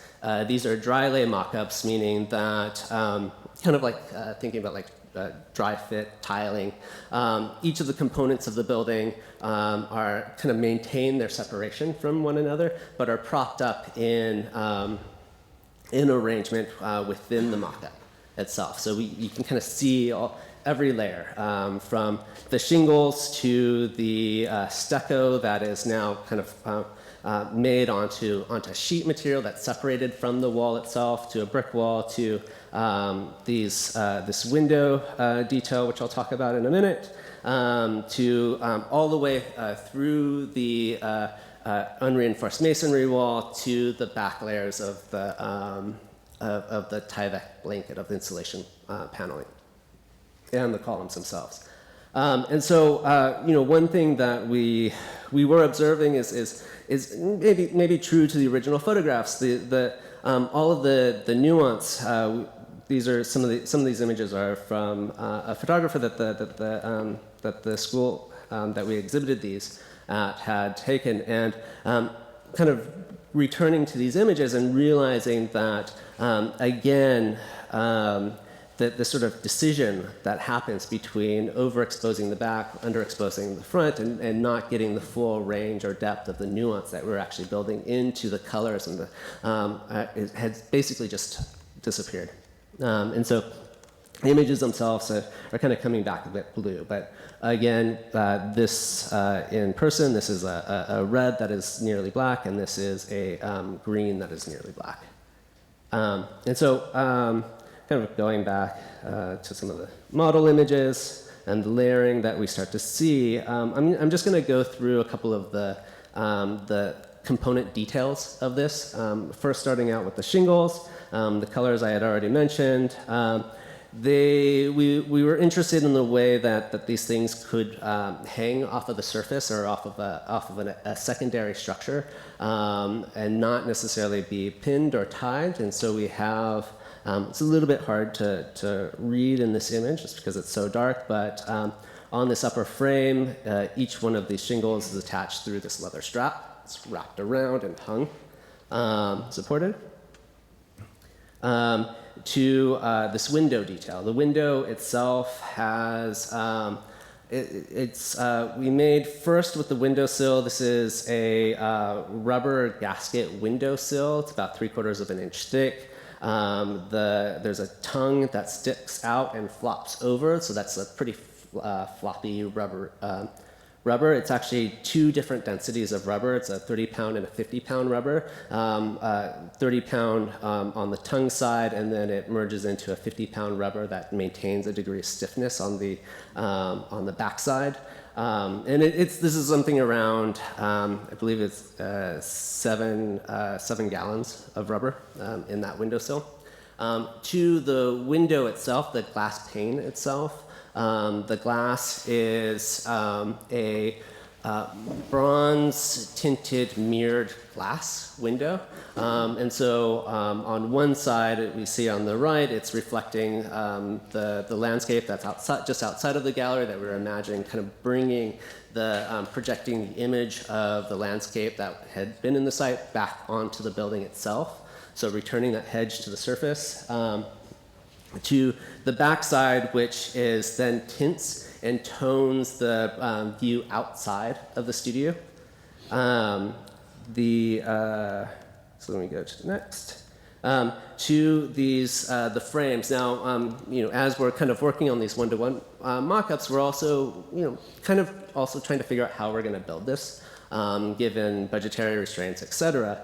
And one thing that we did come upon is in the original model, we had made, kind of a comment Emmett had made earlier about decisions happening in model, and sometimes you make things for particular effects or particular conditions within a model. And so earlier in that original model, we had wrapped the structure of this with sandpaper to give it a bit of grit that we were seeing as a visual noise within the photograph whenever we would document it. But trying to figure out what that actually means now when you build that in as like a one-to-one building detail. Taking this blue, which we had always imagined as a type of Yves Klein blue, but then realizing the conditions of being able to color match real products. And so here we have this odd condition of down at the base, there's a datum here, which is kind of, you can see it better in other photographs that I'll show, but there's, back to that idea of redundancy, these would be timber columns that are wrapped in a layer of blue dye bond that is wrapped in another layer of this cast soft kind of foam. And the foam itself was milled so that it can tile, and so you can start to see a little, like a break in that tile as it goes up. The thing that we kind of found odd is being able to match that the ultramarine blue that Yves Klein uses, that it turns out within dye bond companies where because we have a limited, we'd be purchasing a limited stock. The blues that are available on the market turn out to be Best Buy blue, right? Just because that's the sort of store where these things get produced over and over and over again. And so there's an excess of a particular color of blue that's available on the market, right? And so matching now Best Buy blue from Yves Klein blue became something of interest to us within that. Then to the this silver Tyvek insulation that serves both as a way of this sort of redundant role of both cooling a space, but then also rolling up and becoming the device for for privacy, right? And so that we see the window sill here. And also other layers of redundancy, like we built in this back wall that's just reflecting back onto this back window that instead of looking out to the street is just looking back onto the house itself. And then again in the gallery install of this, the same issue that we had before of kind of being forced to make certain decisions, decisions about between background and foreground, between legibility of one thing over another. All right, that's it. Thanks.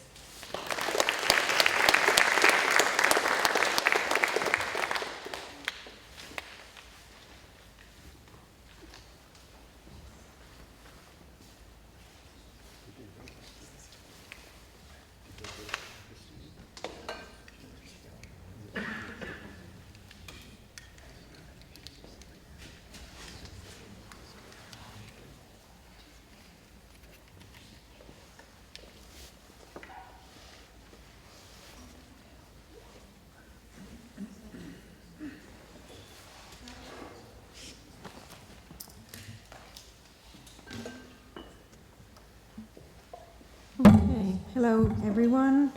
I will be presenting the project and the representation of the project that is exhibited in Desley Gallery and also some of my students' work. But before, I'd like to give a little bit of context about our practice, the practice that Emiliano, López, and I have together in Barcelona, where we have been working together for the past 19 years. We are here in this building, in this south-facing chamfer in the old city.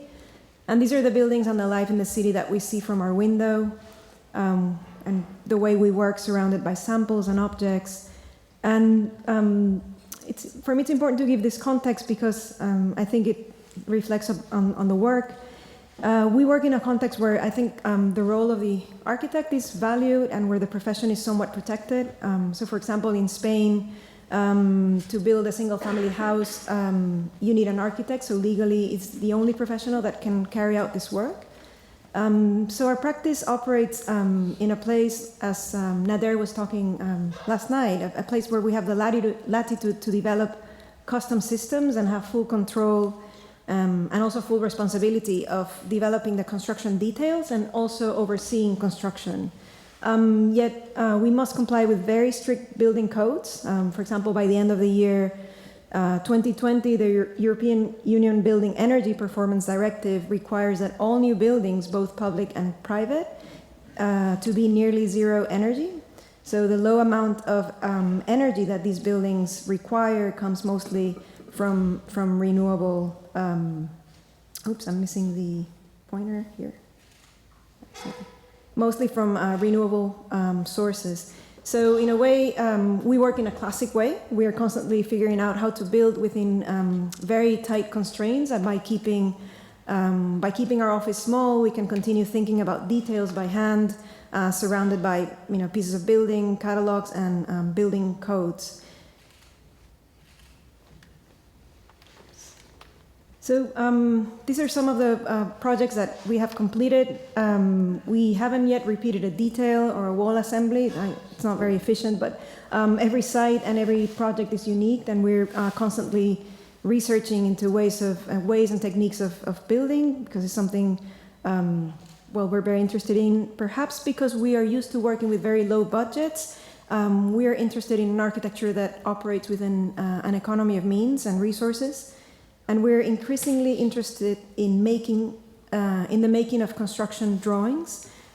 These are documents that for us translate complexity, narratives of assemblies, and paying special attention to the construction of thresholds that mediate climate through passive measures.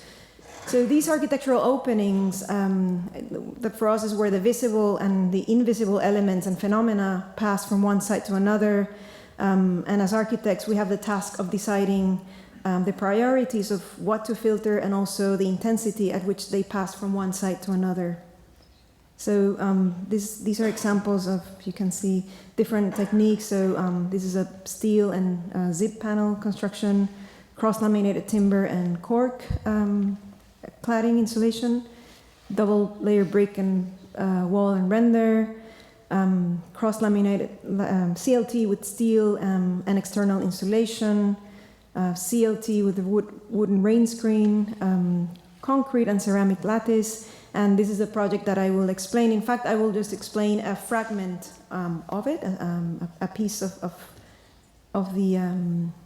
the project. And this is a window of a holiday home in the coast of Spain near Barcelona, and this is a building that has a lattice that wraps around the house, which is a perfectly south-facing plot. So within this lattice, these large openings puncture the ceramic lattice to frame views. This is for a couple that live in a British couple. So we were interested in making sort of a screen that would be permanent, with no movable parts, and that would keep the sun out yet provide views through in a very sort of delicate way. So we're very interested in the intermediate spaces that are created between the layers of the facade. So this intermediate space between the sort of the brise-soleil and the glass inner surface. It keeps the glass protected from the sun in the summer and lets the light in the winter. So these are just images of these spaces and the way the patterns are created throughout the day.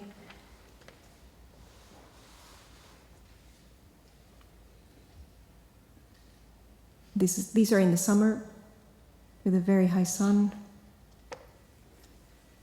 And this is an image of the lattice with a full moon.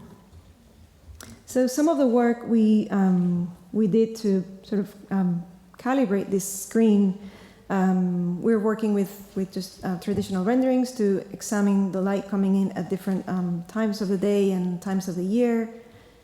And to make the lattice, we worked with a local ceramist. There's a third-generation ceramist in Barcelona, and he's doing all kinds of architectural work, very interesting.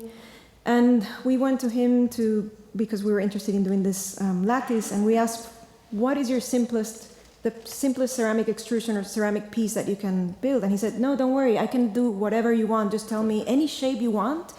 I can make it." And he was doing these amazing forms. But we're really interested in understanding like his basic procedure. Like we're curious, what is the basic and most common thing that you can do?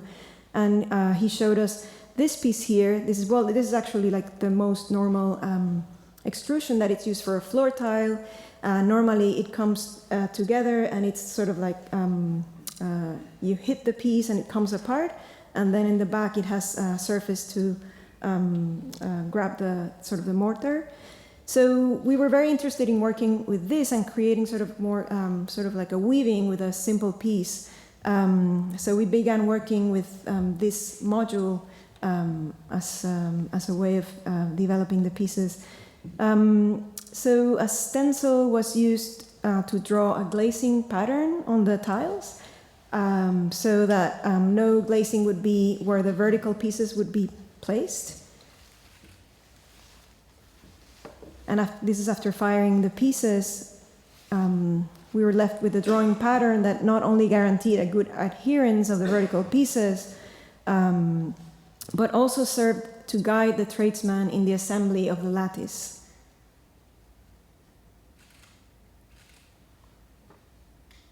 These unglazed marks are smaller than the size of the vertical pieces to provide a certain tolerance in the position of the pieces. And these are some of the early drawings that we did, very simple, to determine sort of what kind of pattern we would have created with this simple piece. And in the end,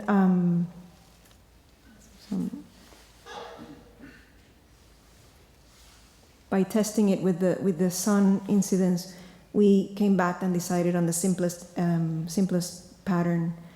So these are the kinds of drawings that we prepare for construction, and these are increasingly we're becoming interested in these documents. We sort of not only enjoy them, but they are very helpful for us to again translate complexity and making it visible and accessible not only to those building it, but also to those that are counting the pieces and making the quotes, and also to those who are fabricating the pieces. So these drawings are trying to capture all that complexity and distill it into understandable units, so that all the parties, and essentially so that the thing can happen. So this is an inventory of all of the pieces and all the glazing patterns that were needed to complete the lattice.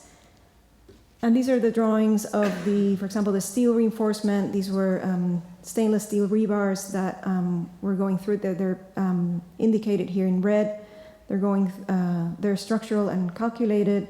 And for example, they're epoxies on the top, but at the bottom they have a certain movement for dilatations. And these are the drawings of the patterns of each wall. So we were mapping each part of the wall and drawing, in this case, all of the horizontal elements. And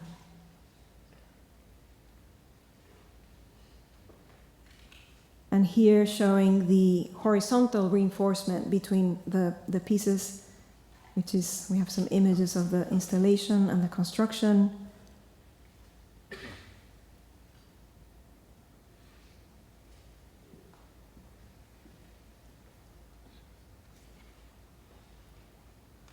And an anecdote about this project is that the person that you're seeing here, this is Manuel, and the reason why we also ventured into doing this lattice is that we were doing another project and using a similar tile for the floor. And when we developed for this other house this lattice, Manuel is like an amazing, skillful person working with the tiles. We figured we'll ask Manuel to do a test, small test, a mock-up.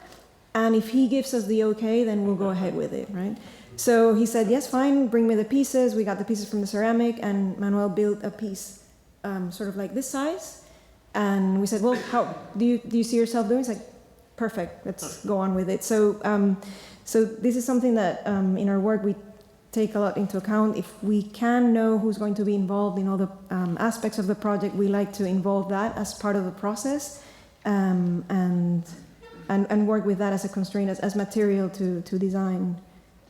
So some of the images of the process. Manuel led all the team to build the lattice.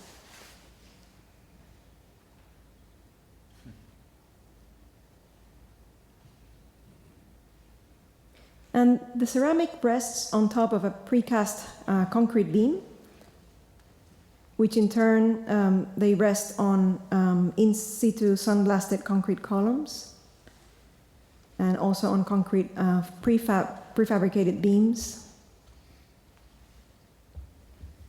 So here's like the detailed sort of bringing together all of the pieces, the prefabricated pieces, the in situ concrete, and also this sort of stepping up to conceal a rolling shutter for security that creates this sort of ledge inside of the bedroom. So the shutters. And some of the other details of the sliding gates that are protecting the openings in the upper level. These are following the pattern of the lattice. One's open. This is in the closed position. And these were made of bent steel rods, also working close together because we had a very good iron worker.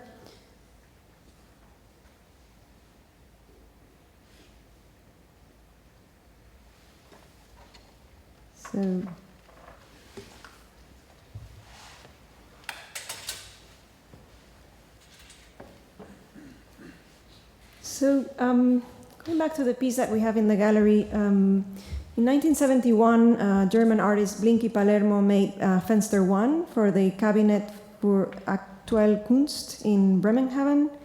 And Palermo reproduced with black paint and at the same scale the storefront of the gallery itself on one of its interior walls. The proposal dematerialized the window frame of the gallery, unifying its different components and eliminating the reflections of the glass. It shows a reductionist copy of reality that leads the observer to focus the attention on the size of the window and the relationship between frame and figure. So following these ideas proposed by Blinky Palermo, we proposed a one-night installation in a gallery in Barcelona for the occasion of the launch of a publication about our practice work called Domestic Thresholds, which featured 7 built dwelling projects and their constructed thresholds. And for us, this was an exercise to sort of disengage the thresholds from their architectural condition and raise the awareness of their scale in relation to our bodies and the surrounding environment by flattening what is supposed to be a deep and layered threshold. We wanted to concentrate on the scale of the openings themselves, and within the gallery be able to experience all of the openings of several of our projects together. So these were arranged around the gallery space. So the installation is done with 500 linear meters of blue painter's adhesive tape, like the one in Desley Gallery, and represents the most characteristic thresholds or flattened abstractions of thresholds of the different projects, abstracted and drawn in full scale. These are some of the windows, and you can see the scale of a person. It was really interesting to see them. They all seemed quite larger, so sort of the perception of the opening in comparison to the real spaces was quite surprising. So we were looking very carefully of how to abstract sort of the joints as an exercise to understand the priorities of the layering. This one, for example, is the interior of a window of a hotel we did in Spain. And this one, a more traditional louvered window of this house in also in the northeast of Spain. Window frames that contain windows that contain sliding louvers that were used in this social housing project near Barcelona. This one is simply sort of an inside to inside threshold between a kitchen and a dining space, which is a threshold between those two areas of the house. And this very simple sash window that we designed for a social housing project for young people in Barcelona. This was our first commission, like in 2004. So capturing or recapturing those details within the gallery space. And this is the front window also of the same project, the social housing for young people in Barcelona, which is composed of these large glass louvers that are projecting out. And this other more reinvention of a traditional window in Galicia, this is the north of Spain, where it's very rainy and humid.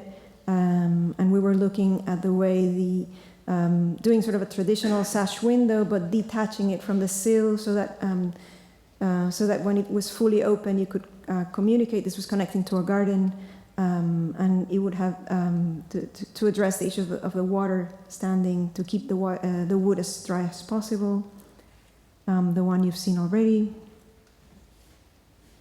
And this is a real image of the lattice in the gallery, and the aspect of the gallery with all the installed pieces.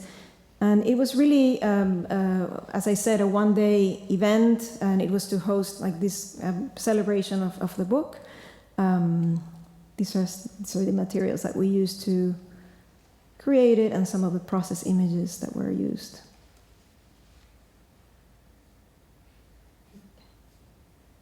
So this interest in constructing and analyzing thresholds that are mediating between what I call climate and also use has informed our teaching here at WashU.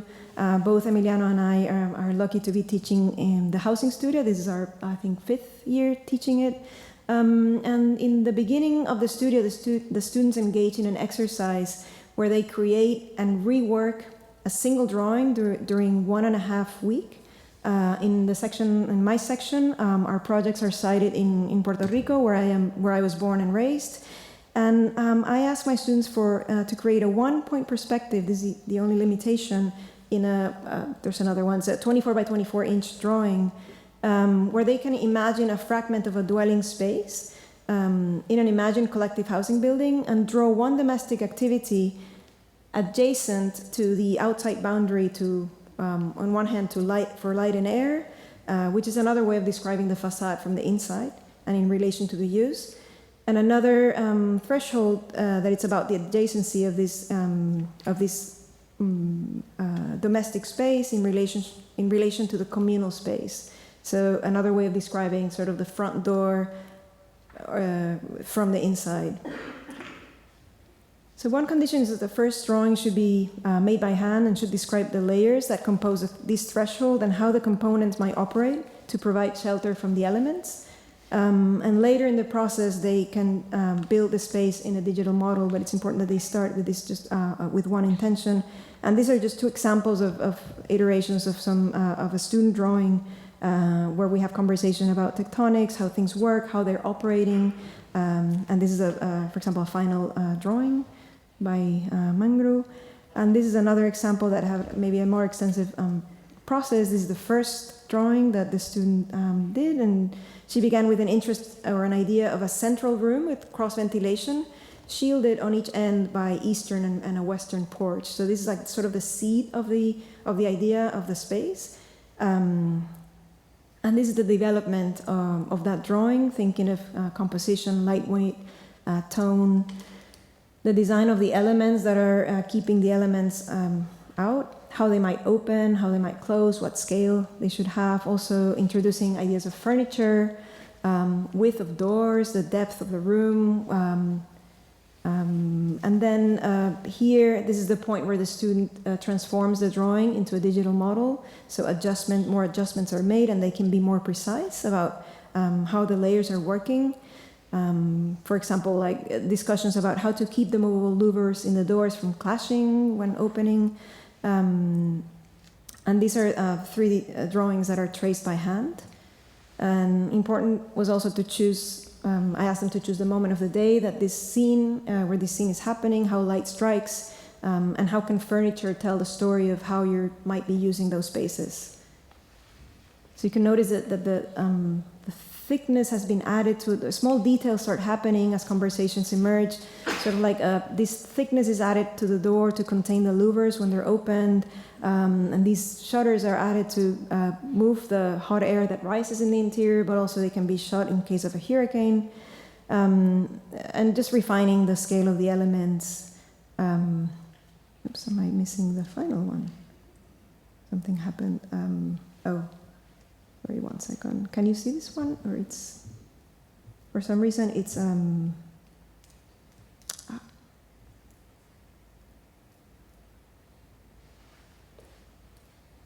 1 second, I need to.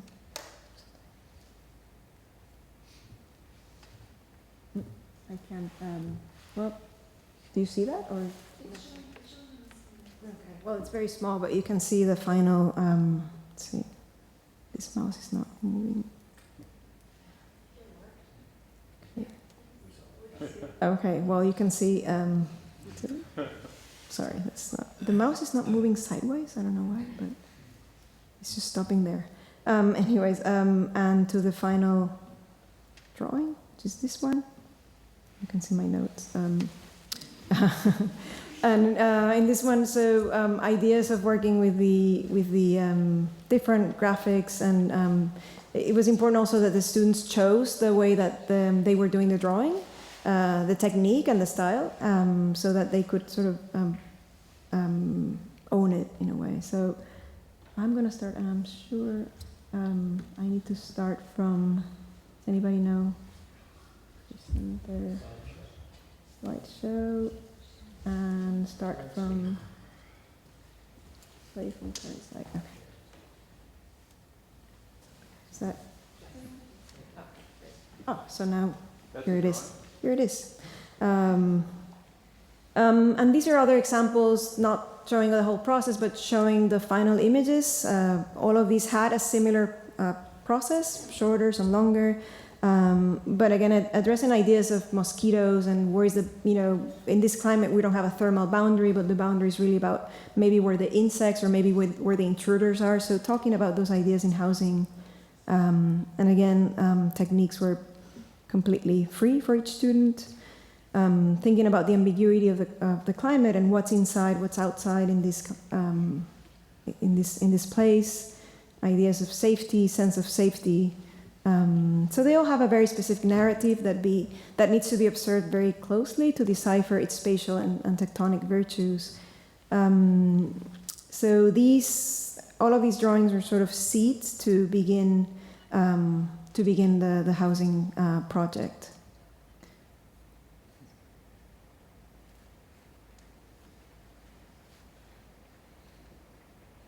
We later organized with the rest of the faculty an exhibition of all of these drawings and had discussions with the students. This was a few years ago.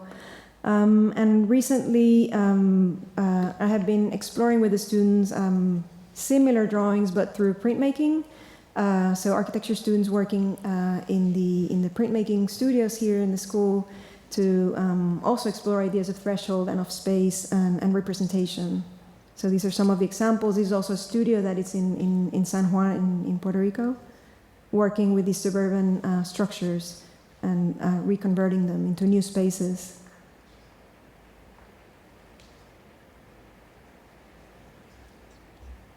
And carrying that through also to facade drawings and final images. So, thank you. Awesome.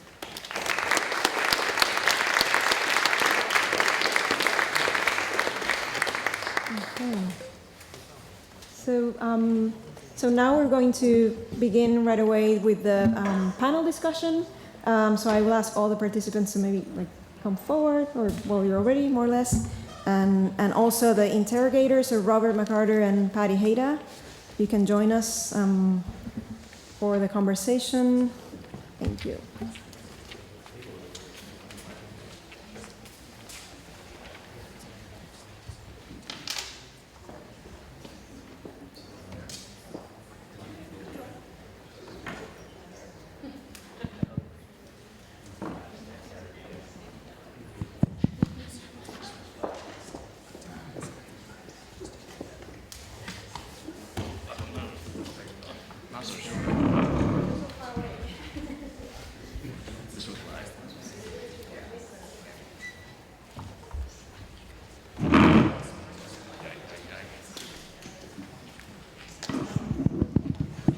Working? No.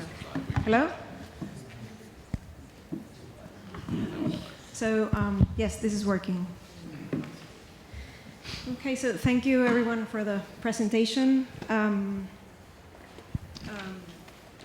Maybe to begin the discussion, there is one question that kept popping in my head, not only in this presentation session, but also yesterday. And I want to start with a question for all of us, I guess. But are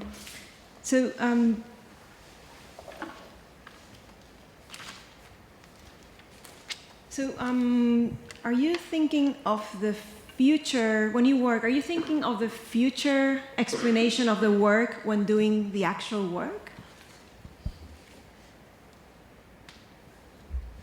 No.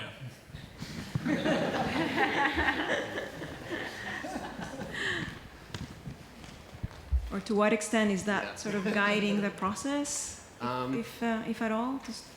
I mean, at least for us, maybe it's not the future explanation for it, but it's the things that we just start to become obsessed with, right? And so at the end, those are the things that we talk about. But other than that, I don't know if it's anticipating a future lecture, but it's just a way of working, a way of things that we're interested in, things that we, at least working with my partner and I, the conversations that we have together in our studio. I mean, I would say in projects where there's, and this may be a particularity of our sort of institutional situation, many of us, in projects where there is a kind of external force, like a competition or a client-based project, I would say we are thinking about how to explain in very straightforward terms why we're doing what we're doing, or the things we're doing have straightforward explanations. I think in this context, it's like a kind of after the fact attempt to tease out certain sensibilities or interests, and not so much, I mean, at least in our case, like working through a kind of thesis, which is like stated at the outset and then developed in a rigorous manner. It's a more intuitive process. Yeah, I was going to say, I think we kind of exist in a luxury of not needing to do that, like not needing to sell it to somebody, and the client sort of becomes the audience. So in starting from like a tool, or starting from the bottom, it's kind of a celebration of like what it is, not what it wants to be or what I want it to be, and just allowing it to exist and form conclusions around that thing. Maybe we can open up for questions, maybe from interrogators. Yeah, we're supposed to interrogate. I mean, this is very interesting, and I love how the last Mónica, your detail, you start with the wall section, and it kind of comes full circle to the adobe corners that we started with. I have to look at your names. Emmett started with. And one question that comes up for me through all of these is the position or role of the author in relation to these spaces or images that you're producing. And that's because I think there's a kind of very interesting range here, and I love how this symposium is crossing art and architecture and these different practices. But what I mean is we have on the one hand this kind of release of the author in anticipation of the digital and looking for ways that the computer might be able to be creative or more creative than we could possibly be, right? This kind of letting go of control in a way, or putting in inputs to see what we get back, or maybe there's a kind of collage notion embedded in that, all the way to Amanda, some of your work that I read as kind of where you're flipping the script completely between the author and the participant, where the player is now the spectator, and it's almost drilling right down into behaviors and kind of letting go of authorship in a different way, like without architecture as the container. So, and then Derek, also in your work, my notes are a mess, kind of thinking about the relationship of, you mentioned big data, so that to me comes back to the role of what we do as designers to kind of make things visible, make data visible, but then to also be able to use the visual or use the architecture in a way to drill back down to the impacts of the visual. I don't know if this is making any sense. Basically, I'm wondering where the author, I'm wondering why we would want to let go of authorship, and I think that has a little bit to do with thinking about accountability and what we look for in our work. So there were some, like the Facebook, your project, Jonathan, that was trying to kind of flip the script in a different way, like using this idea of depictions, deceptions, decoys, and trying to work within those terms themselves to basically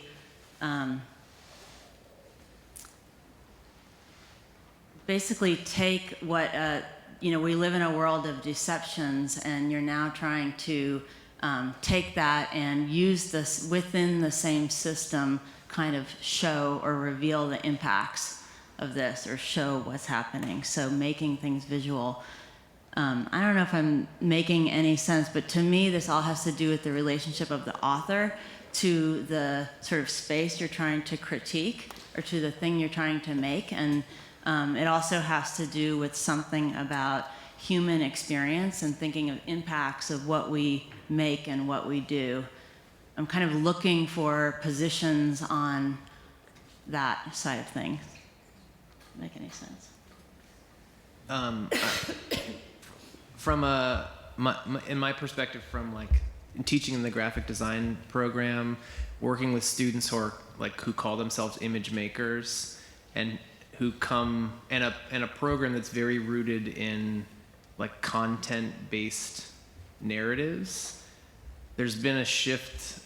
It's interesting to kind of play out a shift that like context becomes much more important than content, in that like we're sort of bred to like make new things or think that we make original things, but when you let go of that and say like we've already made all this stuff, everything's already been made, but if I can take these things and put them in different contexts, it becomes less of like a megaphone of like, look at me or look at this thing, and more of like a mirror to reflect back on why that thing exists or what I want it to be. And with all this technology, like we can make anything do or look or be anything else. And so a part of the pleasure I take out of playing with tools and technology is to just let it do what it wants to do, as opposed to I find there's a lot of times with students where we give them these tools that they can do anything with, and they subsequently do nothing, because when you have an infinite amount of decisions, it can be super debilitating. So to strip it all the way back and kind of take the role of the author as less of a maker of new things, but a curator of existing things, and like someone who can celebrate the outputs that already exist. I think, authorship in architecture is such a complicated problem, in part because I think it's inevitably, there's a kind of medium specificity issue, like Nader touched on it yesterday. There's so much that's already given. You have the option of doing very little and achieving the more or less complete work. And then I think there's a kind of maybe natural anxiety or generational tendency or something to, I feel increasingly as though I don't want to have to care whether anyone could recognize that I did the work that I'm doing, and that somehow the value of the work depends on it being identifiable with me, or my value depends on producing work which is recognizable. So I think there's like many reasons why that might be the case psychologically, but I do think there's a kind of moment where some of these things that have been taken for granted, that you'd have to produce something that belongs to you, can be questioned again. I think there's also a very different context in the United States and other parts of the world, where a kind of modernist project didn't end in other places in the way that it did here. And in the institutional context of academia, it seems as though there's much less pressure to, from a young age, establish a kind of brand which you can carry with you and present as your kind of image, and that's your currency in the discipline. And it's a more open and collaborative and generic kind of practice seems perhaps more acceptable or celebrated. I just want to add to that, because when I'm thinking about authorship, I'm not actually thinking about identity in that way, or that what you create is, I think there is a kind of hand of the artist, right? So it's attributable to you no matter whether you try to or not. But I'm thinking more in terms of agency of the designer to really work in a maybe more directly political way. And it has to do with where we see the work we produce, like its effectiveness in the face of what we're looking at. So it's back to context, but how can we think of ourselves as authors where we have an intentionality that's political behind what we do. And some of the scattered work was kind of touching on that. For mine, the authorship, I think, kind of came with just a hunch. And then the project took off. So when Gavin asked me to be part of this installation, I said, well, I think this water might land somewhere in a human scale on this site. And then I cut that easy, Googled the section, and it worked. If it wouldn't have worked, I wouldn't have had the project. I wouldn't have done it. So it kind of started with, I wanted a human body to exist in those two red lines, and I was kind of lucky that it did. And then at that point, that's why I kind of referenced my friends Fred and Joe helped author and make the project happen, right? So it was accidental, actually.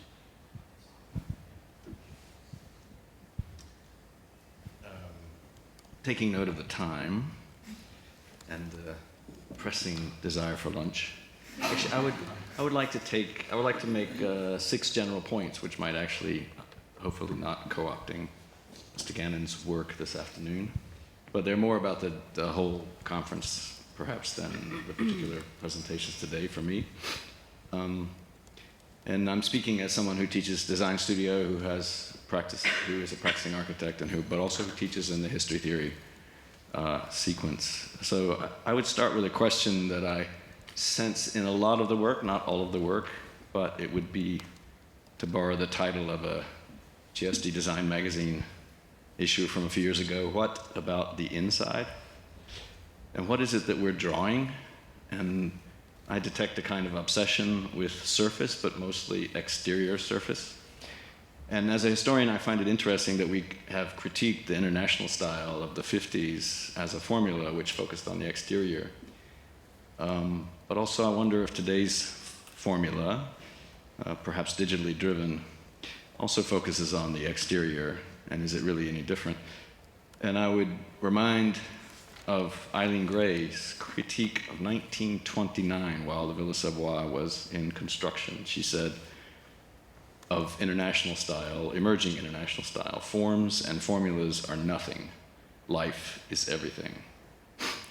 The second thing that I think, it didn't really come, maybe in the first presentation, talking about high-rise buildings, but I'm concerned about what is happening to program and how we've allowed program to slip away from, other than residential work, we've allowed program to slip away from its very healthy interaction with the building form and the whole idea of the interior-exterior. And the predominance of office buildings or buildings that aren't office buildings that get interpreted as office buildings as a kind of non-program, which reinforces the surface obsession and, of course, giving over lots of the interior space design to others. This was something that, in my opinion, sank the late work of Marcel Breuer, who I've written about, but it can be traced back to Louis Sullivan's office buildings, where he was completely obsessed with the surface and had almost nothing to say about the plan, which was a critique that Frank Lloyd Wright leveled at him. The other has to do with the nature of these conferences, which maybe I've just attended too many of them, but I had a feeling, even last night during Nader's beautiful talk, very elegant talk, that we're talking to each other and not so much to society or even to our clients. And it's a kind of insular, self-referential discourse of academia, which we can do in academia. We can afford it. But the question is whether society can afford this. And we're kind of exhibiting our ideas for ourselves. And there is a kind of logic. There's a system and a program. But to me, it's that is often at work in a lot of these projects. But it's an internal process that still, I think, has a kind of external focus. The fourth point is it gets back to this notion of the program or the architecture following or being dictated by the digital program, the question of the author.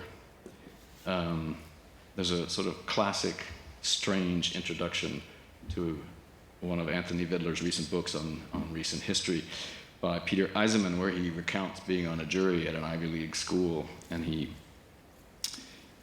asked the student who's presenting this digitally generated form, and this is Peter Eisenman, the great form maker and great believer in formalism, if there ever was one.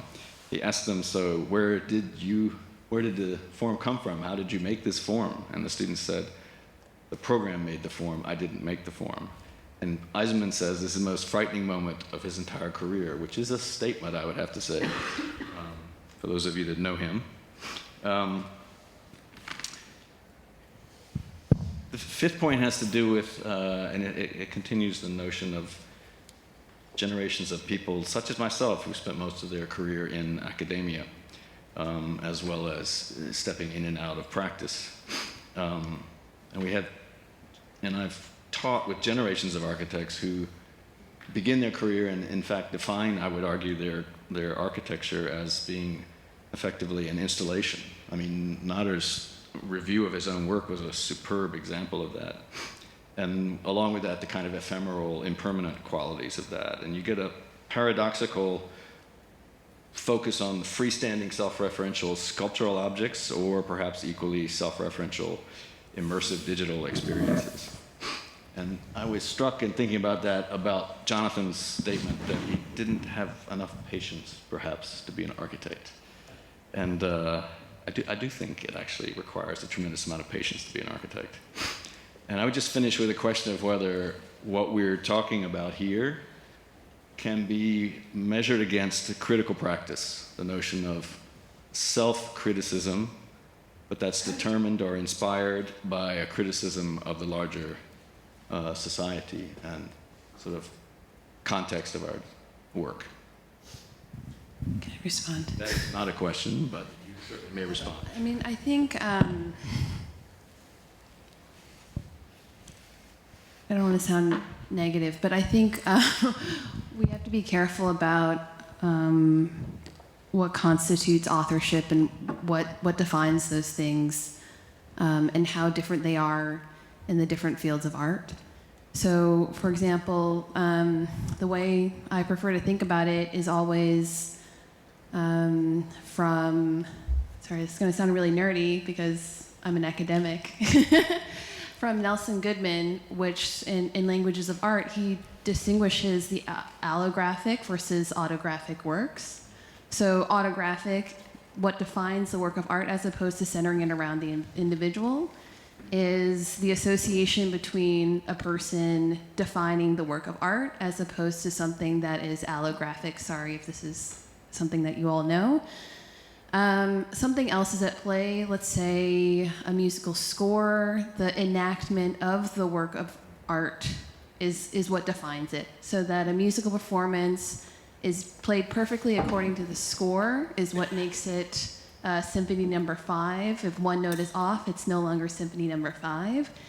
And what I find so interesting about that definition is he calls architecture, I think he says it's a mixed case of allographic and the autographic, because we always do plans plus specifications, there's design, but then there is the complex network of all the other labor and all the other experts that require it to get built. And that's just to say, I think authorship, for me at least, still exists in that realm, even though there are these new tools, and even more so that perhaps making some of these instructions explicit shifts it more into the kind of allographic.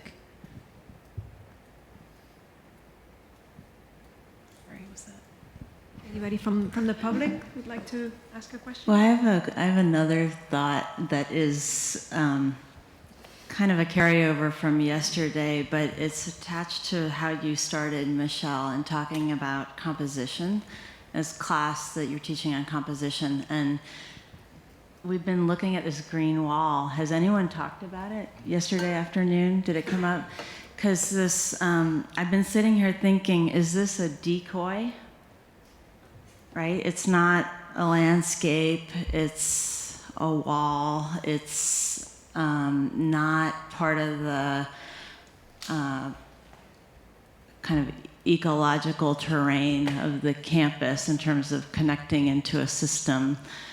So I look at it as a kind of both a composition, a detail, a decoration, a depiction, and a deception. And I'm just wondering I've just been wondering about that throughout this whole conference. And because you brought up composition, there's this sort of, and because you showed details, Mónica, and we started with the idea of the corner and the digital, there's this fine line between detail, decoration, composition, these things we make. So I'm just going to throw that out there as a kind of bowl of stuff to talk about. And Todd's comment will be our last word. Yes, we wrap it up. So I'm going to talk about the wall tonight. So I just wanted to head anybody off so I didn't have to rewrite my comments again. Nader kind of scooped me a couple of times last night, so it turns out this is really hard to, so much smart stuff is being said, there's nothing left for me to say, so don't talk about the wall this afternoon. So that being said, I wanted to just very quickly respond to, I think, Robert's, I think, very,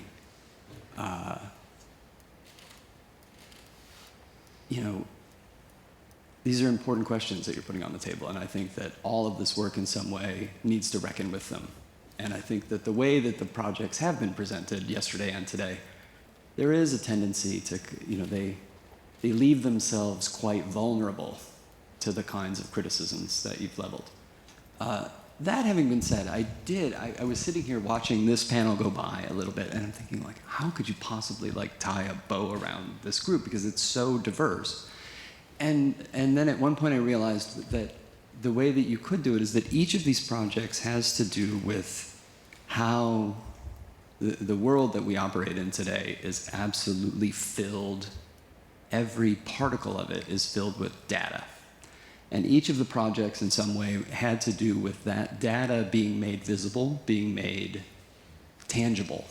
And I think there's a politics to how that was done. And so, if we look at Emmett, not so much in the line work and the skyscrapers, but in the infill buildings, right? It was how do you just consume every cubic foot of the space to produce the project? With Derek, the filling up of the spaces you're working in with water, conceptually or actually, right? Every molecule is filled. Michelle, I think the installation at the ESD, similarly, that you produce these objects out of the voids of the patchwork that fill the library completely. Amanda, in your performances, you came back again and again to duration. This took 2 years. This took 8 hours. These people sat there for unbelievable long times. Every one of the presentations, by the way, went over by a lot. So you each filled the time. Jonathan, the website visualization, similarly, what is the kind of volume or heft of website data, but in particular your observations about the server building, right? The building is completely consumed by data production. And then Matthew, the Bible drawer is a kind of obvious, but each of your projects are really how do I use every penny of the budget? How do I fill everything is about filling up the spaces more than they can accommodate. And I think, even in Mónica's, the entire presentation was invested in the thickness of the wall, right? That kind of the depth of the wall.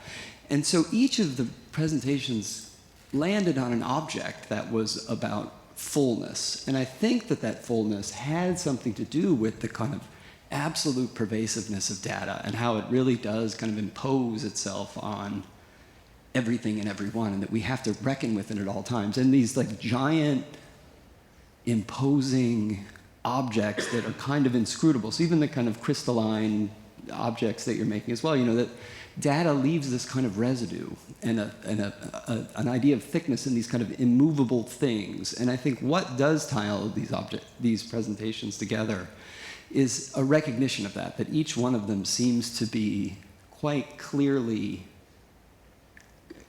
well, let's say, intuitively conscious of the way that data is kind of imposing itself upon us. And I think that the objects that each person has made make us aware of that. And I think that that begins to answer the question of what is the politics of this work, that the politics of this work is in some way laying bare the conditions of the contemporary. And that has something to do with this wall that I'll tell you about later tonight. But that's kind of how I would respond.